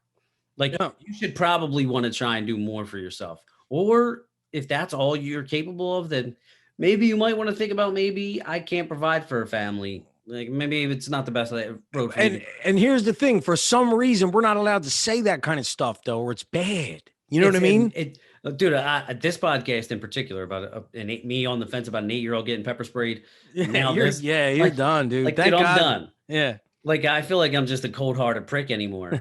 Well, but dude, here's the thing. When this is another thing that people don't understand is there's this stigma of like, if you own a business, you're rich. You know what I mean? Yeah. And a lot of the business owners that I know, all they're really getting, like every guy I know that owns a bar, unless that bar is just raking in money, that 9 times out of 10, they're sitting there and that, like, because I used to think about this. Like, I go in and I've seen some bars where you ever go into a bar where it's just a small bar, like a corner bar, and you have a bartender and that's it, you know? Mm-hmm. So say that bartender works pretty much one bartender a night. It's just a one bartender bar. Maybe on the weekends there's a waitress. What happens is at the end of the year, the guy that owns that bar is like, he's lost $1,000. He's fed his family. He's paid his rent. The bar has, you know, he can write in that he's like paying for his living. He's paying for his car. After his bills are paid and he lived his life for that year, he might be in the red. You know, he might not take a profit extra, even though all his bills are paid, and he might be in the red for the year and take a loss. But that bartender that works at his bar pretty much rang like 90% of, you know, like I said, unless there's another server or something, and he makes 18%, probably more. So if you work at a bar where there's only one bartender, I can guarantee you that bar isn't making 18% profit in a year, but you're free and clean going home with 18%. So you're actually in a better situation than the bar owner, not all the time, but you can be, you know? Right. And so, but the thing is just because a guy owns fucking a bar doesn't mean that he's like, that's the stigma that's going on, is they're creating this feeling that like, well, maybe he shouldn't own a business. A lot of people own businesses and are just struggling to, and the real reason why they're still doing what they're doing is because they've always had a dream of owning a bar. And in retrospect, that when they were in the stock market making $200,000 a year, they actually were doing better than they are having the bar, but they just always had a dream of having a bar or something. Not everybody's a millionaire that owns a business. I mean, that's not how it works. And so it's like another form of how I think they separate us. Like, you know, the business owners don't want to pay you $15 an hour. No, it just doesn't make any sense. You know what I mean? Yeah. Yeah. But I think that's the stigma that comes in of like, if some guy saying, like, imagine you don't really understand how that owning that business works. And you just have this thing in your head of like, people that own businesses are well off. And then you see somebody fighting against giving you $15 an hour. It goes back into that thing where most of these democratic issues that they push on people that would be, I say, like conservative or whatever, when the conservative fights back, he always looks like an asshole because he's always saying no. You know what I mean? Mm-hmm. Like there's something different about somebody saying yes than somebody saying no, you know? Well, in other news, Candace Owens may be running for president. So I think that these people are getting it twisted though. Right now we need Candace Owenses and Ben Shapiro's and all to go run for senator. I don't want all these people competing for president. You know what I mean? No, I agree. And listen, I'm not saying I would 100% vote for.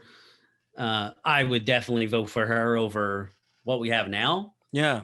But I would just get a kick out of her just calling a bunch of white liberals racist. Like, I would just love that. I would just sit back and just cry and watch their heads explode, because she'd be a black female. So like, you can't talk down to her. But see, like, you can. So like, I don't understand it. They can. No, not in their logic. If I was Candace, I would give them all I would all give them White Fragility, like the book White Fragility, during the debates. I mean, like, read this before we have our debate, and this is why you can't go at me. But dude, they're already changing that narrative. I seen a couple of articles written. So you see how you can identify as black. I mean, you can identify as a gender or whatever.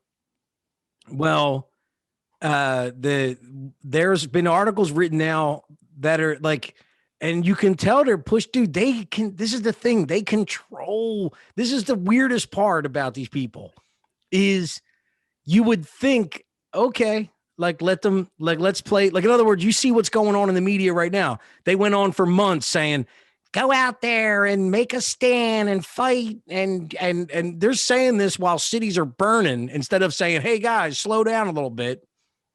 And you could sit there and like you even just said about the $2,000 check video. Like, for some reason, the left they have the power because of the media. That's my only thing. Listen, I'm not saying my politicians don't all tell me the truth. What I'm saying is these people lie. And then someone like me goes, hey, they lied. And then they look at the video and say, oh, maybe they did lie. And then they look at their news, and their news is like, conservatives are trying to tell you it was a lie, but it wasn't. They can just control everything. And now the new thing is that just because you're black doesn't mean you're black. Being black means where you identify politically.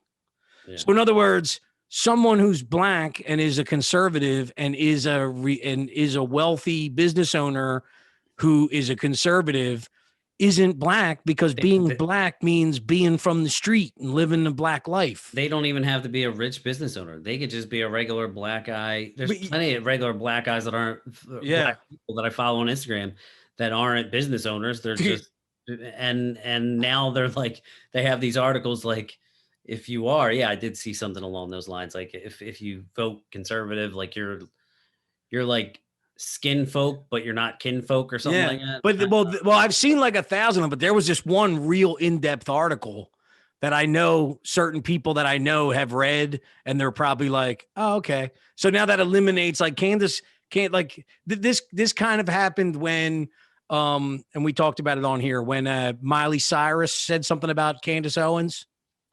It was her sister. There was and then this was like the girl that used to date 50 Cent. 50 Cent was Chelsea Handler. Yeah, like there was a lot of white people saying stuff about black people in a certain way. And then it was like, of course, here comes the New York Times to change the basically it seems like they know exactly what to do. It's like right as everybody's going like, hey, is this right? And then it's like they don't release something where they have two different sides of it. And I was just listening to a podcast, which actually, what I think is hilarious is a guy called into the podcast.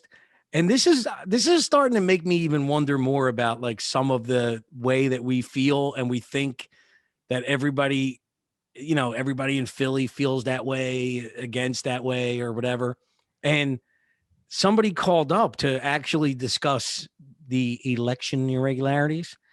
And it was on Rush Limbaugh. And the guy was like, we got Willie from Baltimore, Maryland. And I was like, oh shit, here we go. This guy, because they take liberal callers too.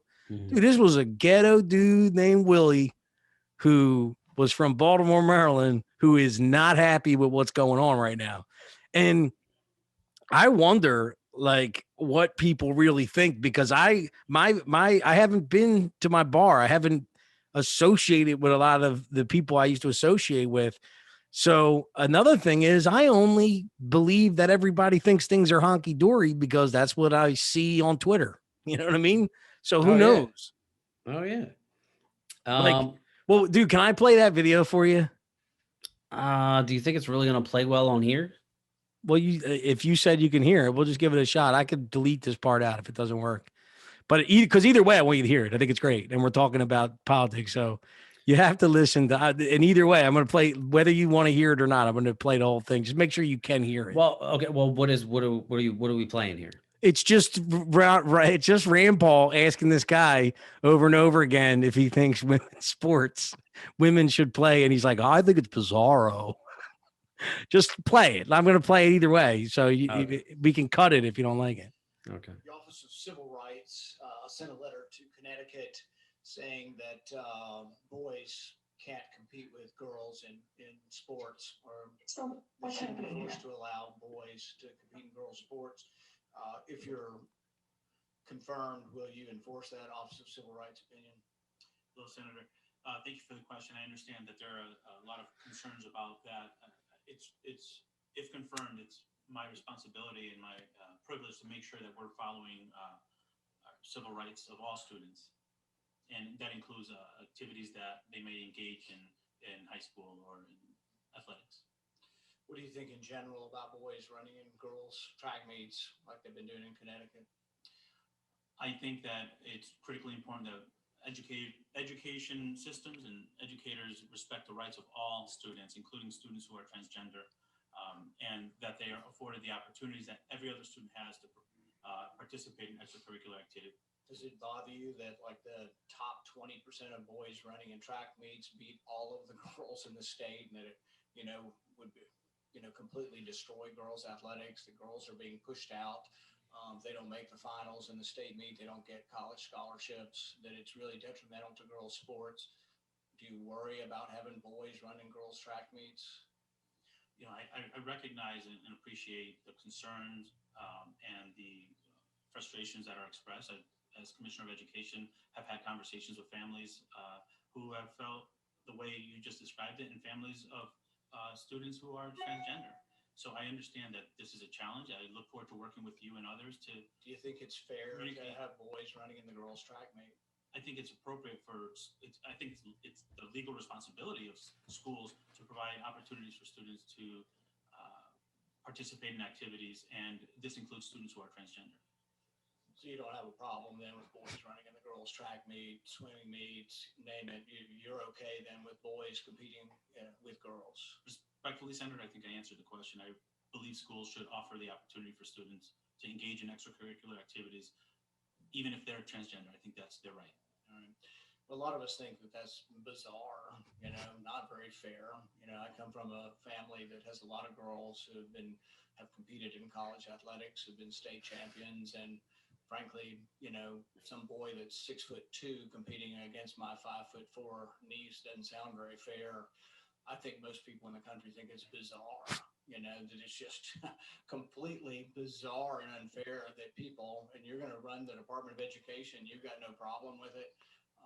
That concerns me. And I think this kind of thing is going to lead to really just the vast majority of America. But anyway, what'd you call it? Did you hear it? Could you hear it clear anyway? Yeah. No, but I think it's funny. What I think the reason why I want to play it is not even so much that, like, I think Rand Paul is great because he just kept going. But do you think it's fair? Do you think it's fair?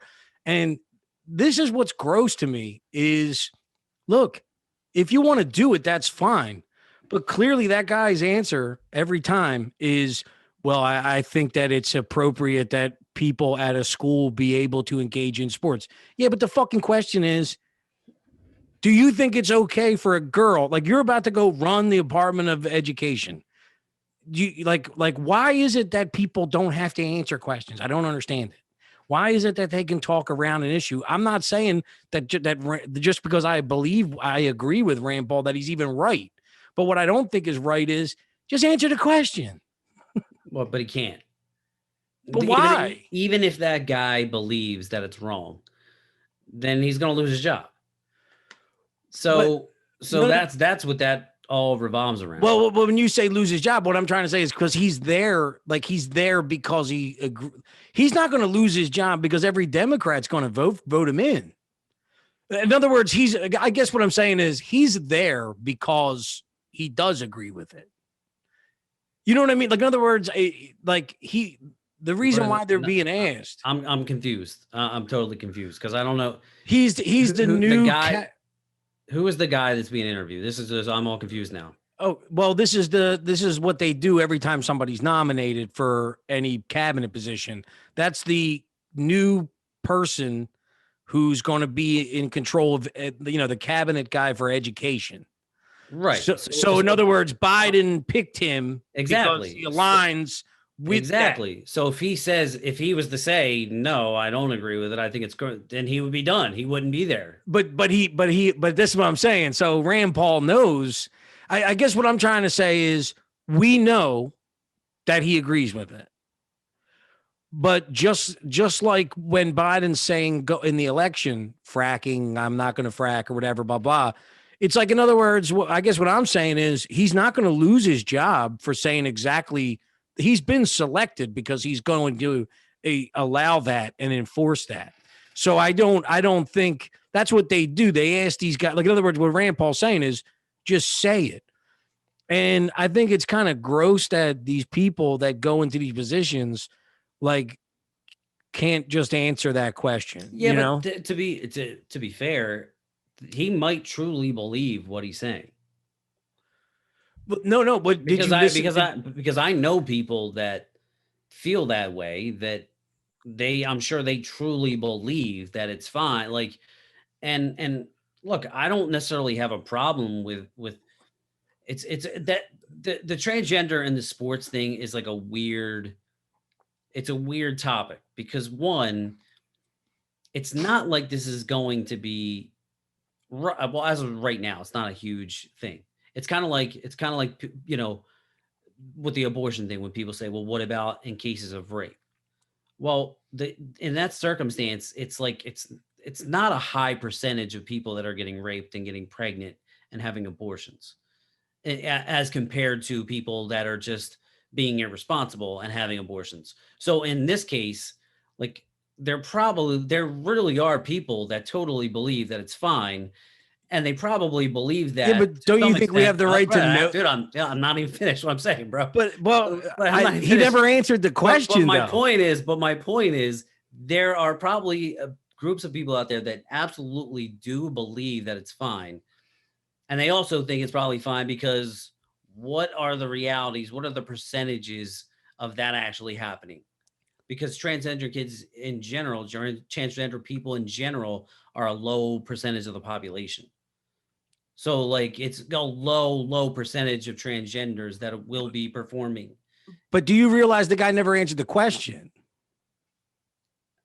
But again, I don't really understand what your point is. I don't know. Well, my point is that if you're going to be in a position of power and somebody asks you a very simple question, and we know that he's going to allow that stuff to go on or whatever. So that's because I agree with what you said. I mean, I do agree with what you're saying in the sense of it's a weird thing because how many people actually want to do it? I think the problem is you're opening up a window for all it takes is one at every school. It's all it takes is one dude to be like, hey, I want to, it takes the one boxer that entered into that to ruin the whole league in a sense. Right. And it is fucked up because there's an unfair advantage. But so if you are going to be in charge of education and your answer to the question, you have to answer questions before a hearing. His answer to that question, well, I'm more or less just showed that not to be on the topic, but how disgusting these politicians are, these people that take these positions where, in other words, I don't understand why they're allowed to talk.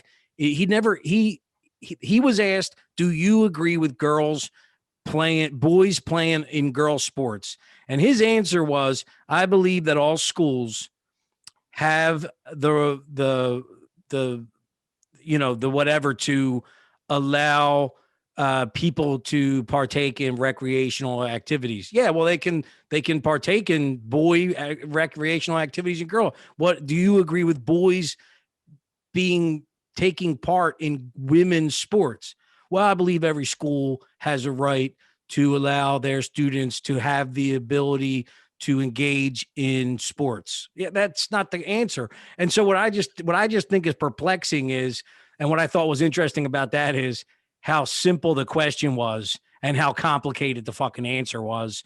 And it's like, you're not going to lose your job for telling us the truth. So why do they want to lie to us? Why do they want to tell us? But he would not be in that position if he had any other answer. If he was like, yeah, I think it's completely unfair and it shouldn't be up to, then he wouldn't be in the position he's in. But what I'm saying is, if he said exactly what we both know, which is yes, like in other words, he's going to enforce that law that's been put in by executive order. Right. So in other words, what I'm saying is that what you're 100% correct, but look at it from the other angle. You're looking at it from the angle that he's going to answer it, that he's hiding his true feeling that goes against it. But we both know his true feeling. No, I don't know what it is, because he may think he might not see a problem with it. He got the job because he's rip roaring for their agenda. I mean, that's 100%. He's already on board with it. Yeah, but we can't say that because I don't know the person. I don't know, I don't really know what his true intentions are. Well, it's the same thing with AOC. Like, I think her reaction to everything was completely overblown and taken out. It's blown out of proportion. But I don't know. She may have genuinely felt fear. But we know she didn't feel it the way she fucking presented it. She may have genuinely felt afraid. But to why, I don't know, because they weren't anywhere near her. So I don't know why she would fear. But I can't say that she wasn't afraid. I just think the fact that she wasn't in a real position. It's not like she was in the Capitol building and there were rioters all around her. Then I could be like, okay, now I understand. I could buy into your story more.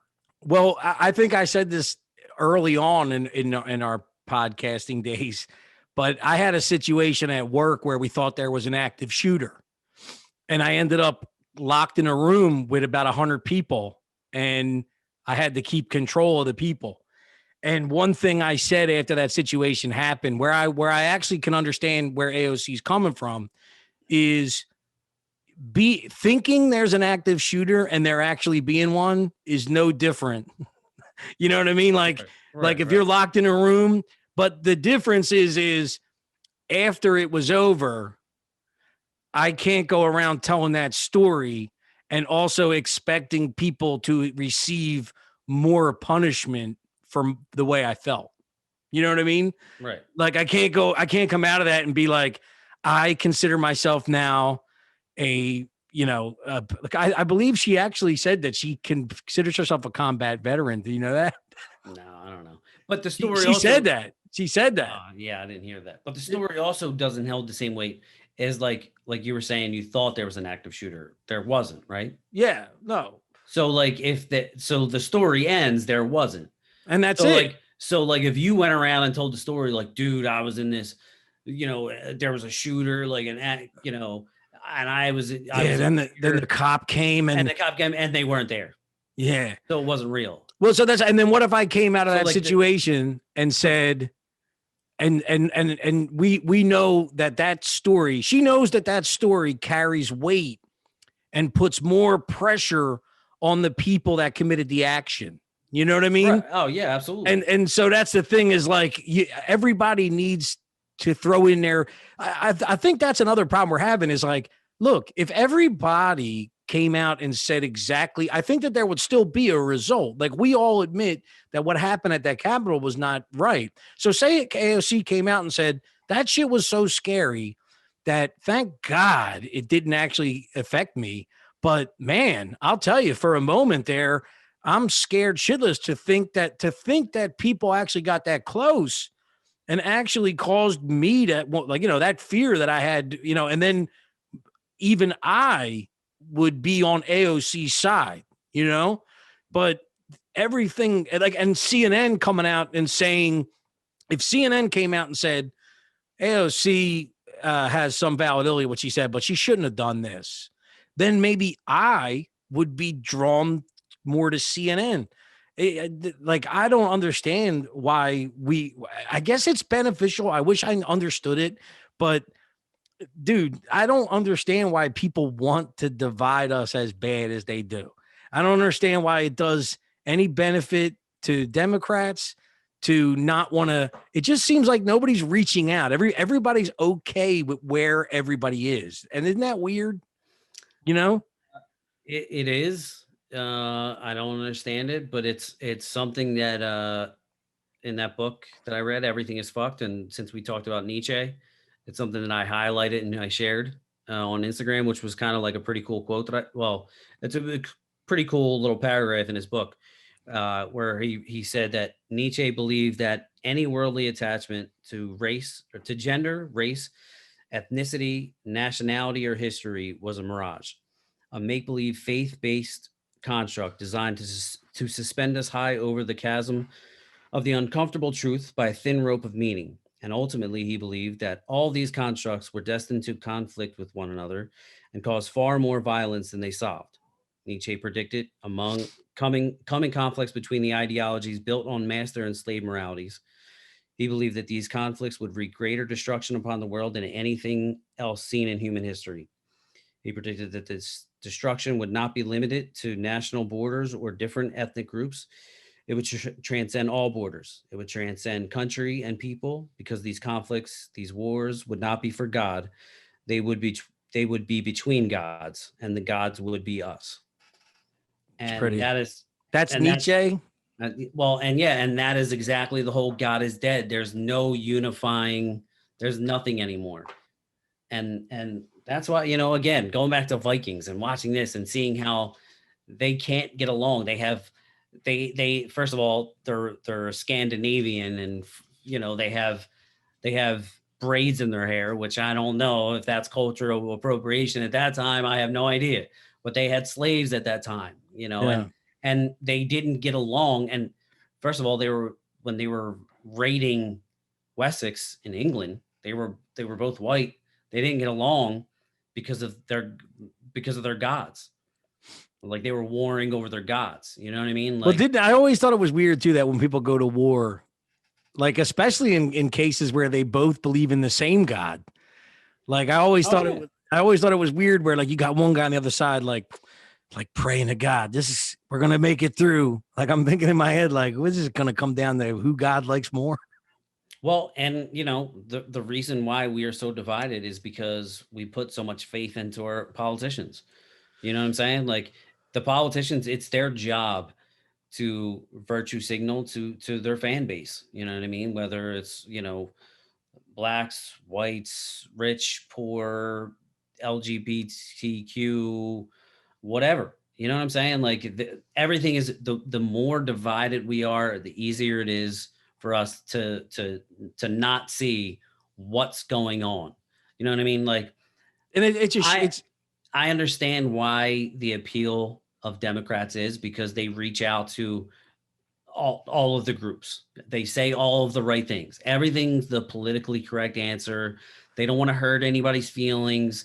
They want to give you that nice warm hug. They want to embrace everybody. The problem is that I don't understand how people don't see that. Look, we know the Republicans are always the bad guys. And, we talked about this before. There's always a villain in the movie. Republicans have always been the villain. They're always the bad parent. You know what I'm saying? The mean parent.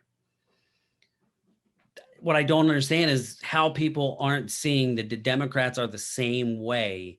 It's like they're just pulling a magic trick on you. Well, with what you just said, where you said the Democrats have a great, like, this is where I think it's gotten absurd. They have a better publicist. It's it. Yeah. And so, but that's exactly it. Because the bottom line is, when you just said that, the Democrats want to reach out and give you a big hug, they actually don't don't run their actions that way. The difference is that they can, like we were just talking earlier about how they can villainize a black person that's a conservative.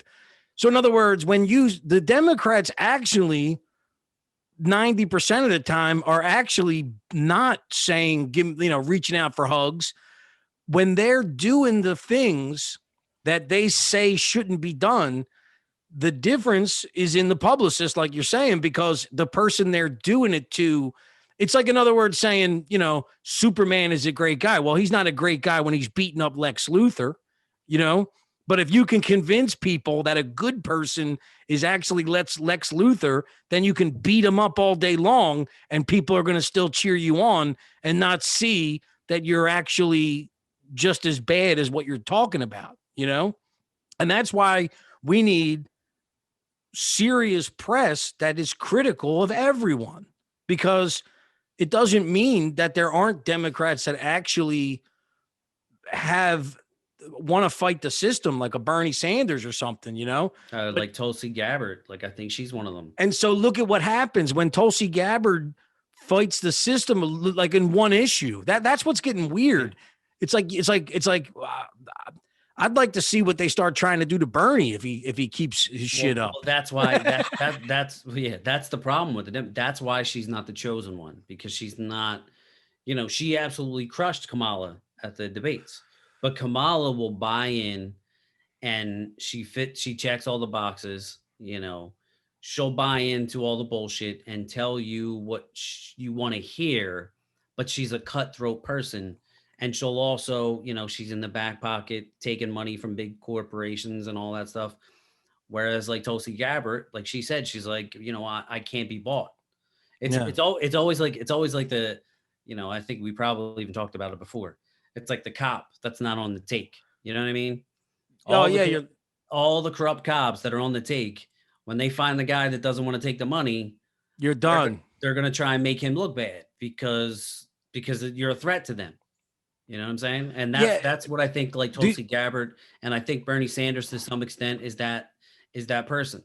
Do you think, because I think we've both agreed that it feels like politics wasn't always like us and them. Like I always felt that, like, even with a Republican, like from a distance, I always thought like, whether it's George Bush or Obama, they just got to, they have different people that they care more about, and they have a different idea on how to make it better for everybody. And then both people just have a criticism as to how it doesn't really make it better for everybody. My way's better, whatever. But I am like, I don't know if it was ever so like, are we just paying attention more? Or could a Tulsi Gabbard exist in 2018? I mean, in 2008, like when did we get to this kind of thing of like, oh, you like when you were saying Democrats are, they're good people, they're whatever. Well, I believe that they would never be identified and supported if they attacked someone like Tulsi Gabbard for having just being a different opinion on one issue. And do you think that basically everybody's just always been in line and everybody's always stayed in line, and it was never as divided in our leadership as Trump made it? You know what I mean? Like, do you think it was always just slimy people that were actually the illusion of two parties, as they say? Or do you think that like we're just way more divided now? Or do you think we're just paying attention now? Well, I think it's a few different things. I mean, or all of them. I think with social media, it's become a lot easier for people to pay attention to, but it's become more difficult to get correct information. You know what I'm saying? Like and easier to put the finger on the pulse of it and push the button, put the pressure on more. So like prior to social media, we wouldn't be having these conversations. No. You know what I'm saying? Because like I wouldn't be watching CNN or Fox. You know what I'm saying? But social media has made politicians more accessible. But it's also made it much more complicated. But I think as far as corruption and as far as, being slimy, I think it's been that way for who knows. Oh no, of course. Yeah. Years. But I also think a lot of it has, if you go back just under Obama, I mean, Republicans and Democrats both could agree on border control, and now we just keep going further and further apart as the two parties, and it's like, what do we really have in common anymore? You know what I'm saying? And that's what's getting weird is like, I don't know at the time. I know that Obama and Hillary, when they ran, they both ran in support of tougher border security. I would assume that also aligned with, I don't think Republicans were against it at the time. Now, I mean, they could have been. I don't know why they would have been. But what I think is different now, or a little, or maybe interesting now, is that now I feel like they're sitting in the back room going, oh, shit, we can't be for that now, And then they just come up with a reason to be against it. Like, it's almost like they have to be on two different sides. But also, when you said about social media and stuff, and what another thing that I think is funny is one part of the equation that we're taking out is they probably also didn't give a fuck about us so much. Like in other words, on Twitter now, Tommy's talking about election fraud can actually, like, if you said the right thing and got the right attention and got the right amount of retweets, whereas before they wouldn't care what Tommy was saying to his buddies on the steps in Southwest Philly. You know what I mean? Like, they wouldn't be going around like, whoa, what'd that guy just say? They wouldn't care. So I think that there's so many things like, whoa, we got to control what people are talking about, because now for the first time in history, your voice can be just as loud as theirs if it resonates right, Yeah, and also I just think, at the end of the day, I feel like both parties, like, they have their set of rules, you know what I mean? And like with Biden, like, just say, because he just took over, so I'll use him as an example. So it's like climate change is the big thing. Boom, we're back in the Paris Climate Agreement. Okay, boom, the Keystone Pipeline, that's done. Now, that's part of your party's belief system. So right off the bat, you have to take care of it. But I feel like, I don't know, 30 years ago, those are things that maybe Republicans and Democrats could have worked together and be like, okay, maybe we could do this, but let's work together for a smoother transition, instead of during this pandemic where, you have multiple people, hundreds, thousands of people that have already lost their jobs. You just signed an executive order, Keystone Pipeline done. You just, thousands more lost their jobs. And it's not like you have all this, these new plans to come up with, and boom, you can just hire them tomorrow. The smarter thing, in my opinion, would have been, okay, I'm Joe Biden. I'm going to end the Keystone Pipeline in 2 years. In the meantime, we're going to keep it running, and we're going to develop technology to make that transition. Do you know that's what he told everybody that he was doing. That's the problem. Like 2-3 years down the line, we're going to continue with this so people aren't losing their jobs. Phase it out. Yes. So it'll be a slow transition, not boom. Because now what? Now we have to depend on foreign oil. Gas prices are going to go up, which to me, it's like, if we have it in our backyard, why not take it? Yeah. You know what I mean? Like, we're hurting the environment more by that, in a way. It's so many, there's other factors. Well, the whole idea for the pipeline is that you actually save so much issue by not transporting it. It runs cleanly through a pipeline. Right. If you actually really go down to the statistics on what you're actually, the pipeline wasn't something where it was like, oh, we're digging more oil. It's more of a way of like the transportation of the oil itself is going to eliminate all kinds of problems in the environment. But it was more of a signal, like everybody sees it as a problem. So if I make this point, but I don't know, I don't want to get too into him, because the bottom line is like my thing is lies. Like this, going into what we were just talking about, even with this other guy, it's like you ran a campaign and he had 4 major issues that he talked about. And one was fracking, and he immediately overturned that. It's like you said no. Like if you were some guy who was at home and you were like, you know what, I'm working on the Keystone Pipeline, and there were a lot of these people because the unions supported Biden. And I mean, dude, you really have to think in your head how you would feel if you were working on the pipeline and talking to your buddy and being like, yeah, Trump's an asshole, man. I mean, he's trying to convince me that Biden's going to fucking get rid of fracking, and Biden just came down and did a campaign speech here the other day. He said straight up, he's not going to get rid of fracking. And then the next day you're getting fucking word that your job's gone. Yeah. I mean, that's a bold fucking lie, Yeah. And again, that's the one reason why I like Trump is you knew where he stood. There's not a time I could go. I mean, there might be a thing he might have said about Stormy Daniels that I think he might have been lying or something, but I don't give a shit. I mean, he like or don't like his policies. He said what he was going to do. He did it. And if you didn't like it when it was done, he's like, yes, this is what we're going to do. So my whole thing is that if you can't, I just don't like being lied to. And when we're talking about even the AOC thing, it's like, I'm not going to sit here and say that she wasn't scared. She wasn't whatever, but to do what she did is absurd. There's no way that she felt the way she did and the way she presented it. And it was totally for effect.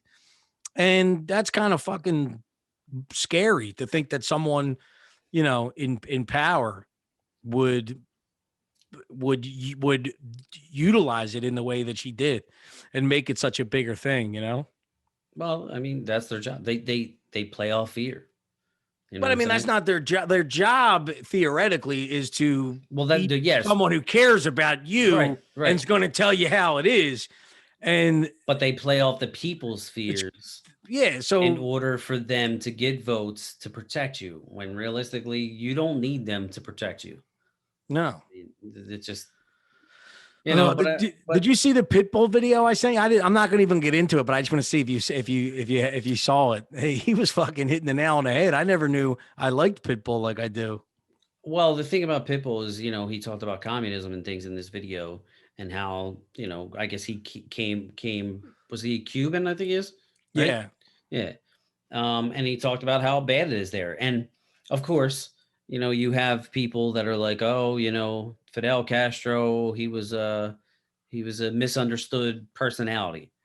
It's like, okay, it's easy for you to say as an American guy that maybe you read some books, but you didn't live there under his rule. You know what I'm saying? Well, you mean from him?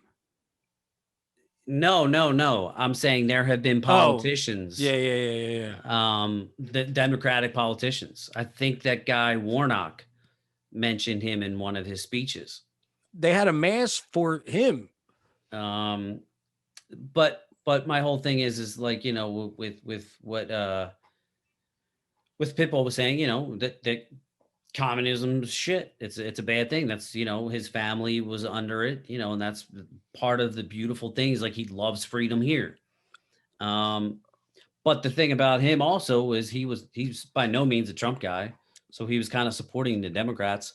So he kind of was like, in one hand, you're saying you're totally against communism, but most of the things that are coming out of the Democratic Party are the communistic ways. Well, I don't know what that video was all about. I just saw that clip, but what I have been seeing from, like, whether it be podcasts I'm listening to with people that call in, or the one person that I follow very closely is Debbie D'Souza.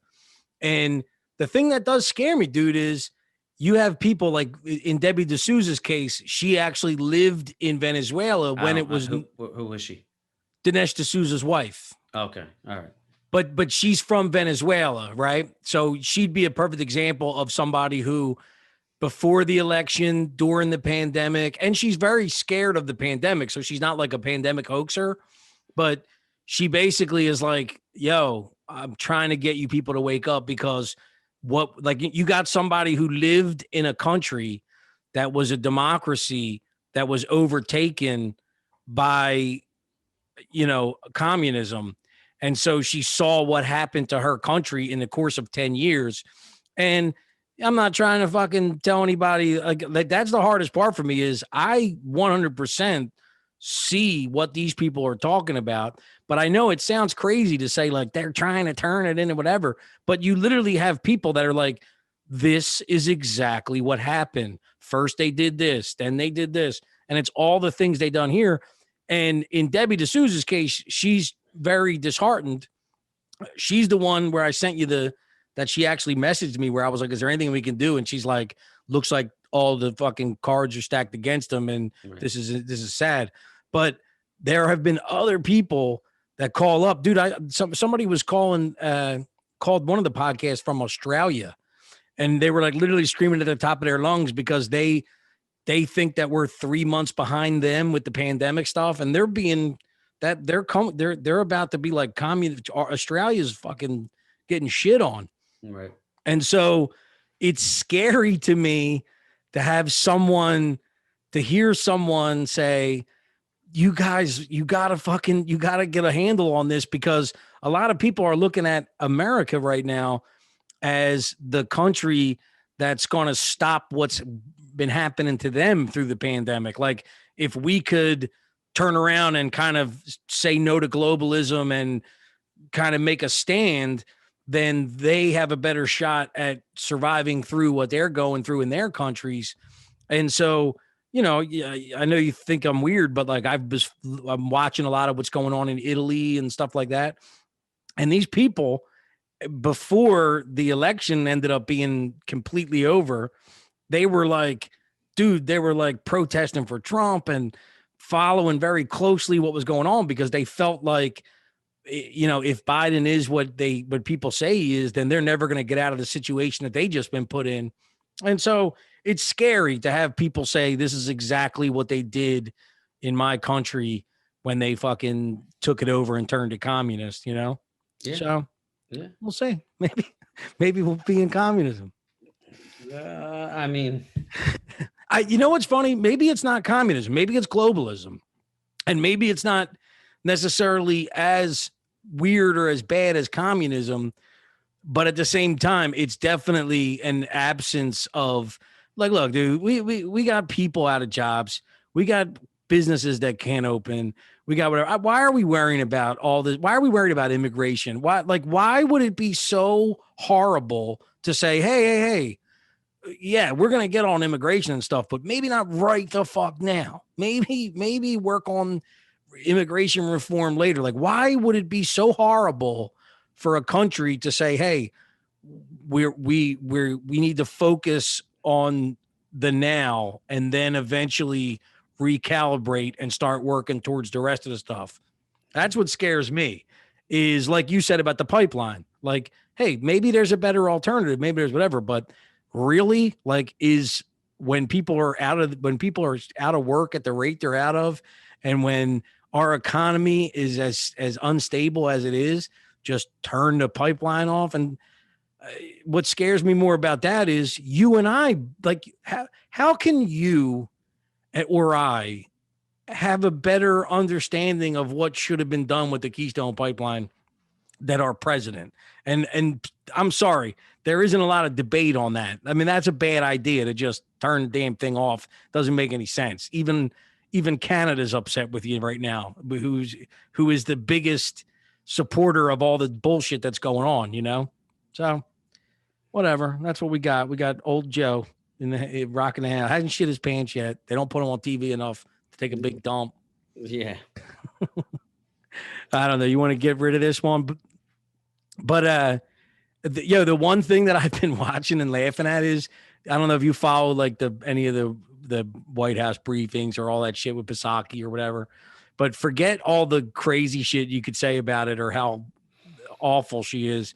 I was watching one yesterday, and it literally looked like a class presentation where they were taking like, the president of the school, but like at like a grade school level, and having like a mock, like, okay, let's try you. Now you're chief of staff and you're the, the press secretary. And now go ahead, guys, tell us about the, you know what I mean? Like they're just fumbling around and, it's like they're doing a okay job for fucking students. Do you know what I'm saying though? Like I'm watching it and it's like, it's just a mess. Like you're the White House. It's a mess. Let me see, Bill, do we have any papers? I think it's like the student drivers that you see on the road and you're just like, all right, let me watch out. Like, they're out there just practicing, you know what I mean? You can't say anything bad either. Cause you're wrong. Cause they're trying, but, all right. Well, I guess this was a long enough one. Yeah, this was 7 hours. It seemed like we went on for a while. Holy shit! What? It's 12:30. Yeah. We're going on. The fucking time go up. Nah. I was looking. All right. Well, maybe we'll have to do some editing on this one. But all right, guys. Well, thanks a lot for listening. Like, subscribe, all that stuff. Tommy's gonna go make another AOC video because he loves her so much. Yeah. And buy Doge. Get yourself some Doge. DOE. Making that money. It's been dropping like a fucking fly since I've been on the phone. But yeah, guys, thanks a lot for listening and stuff. Tom, you want to say any good words before we end this meeting? Yeah, I'm tired. There you go. Happy Saturday to Tommy. All right.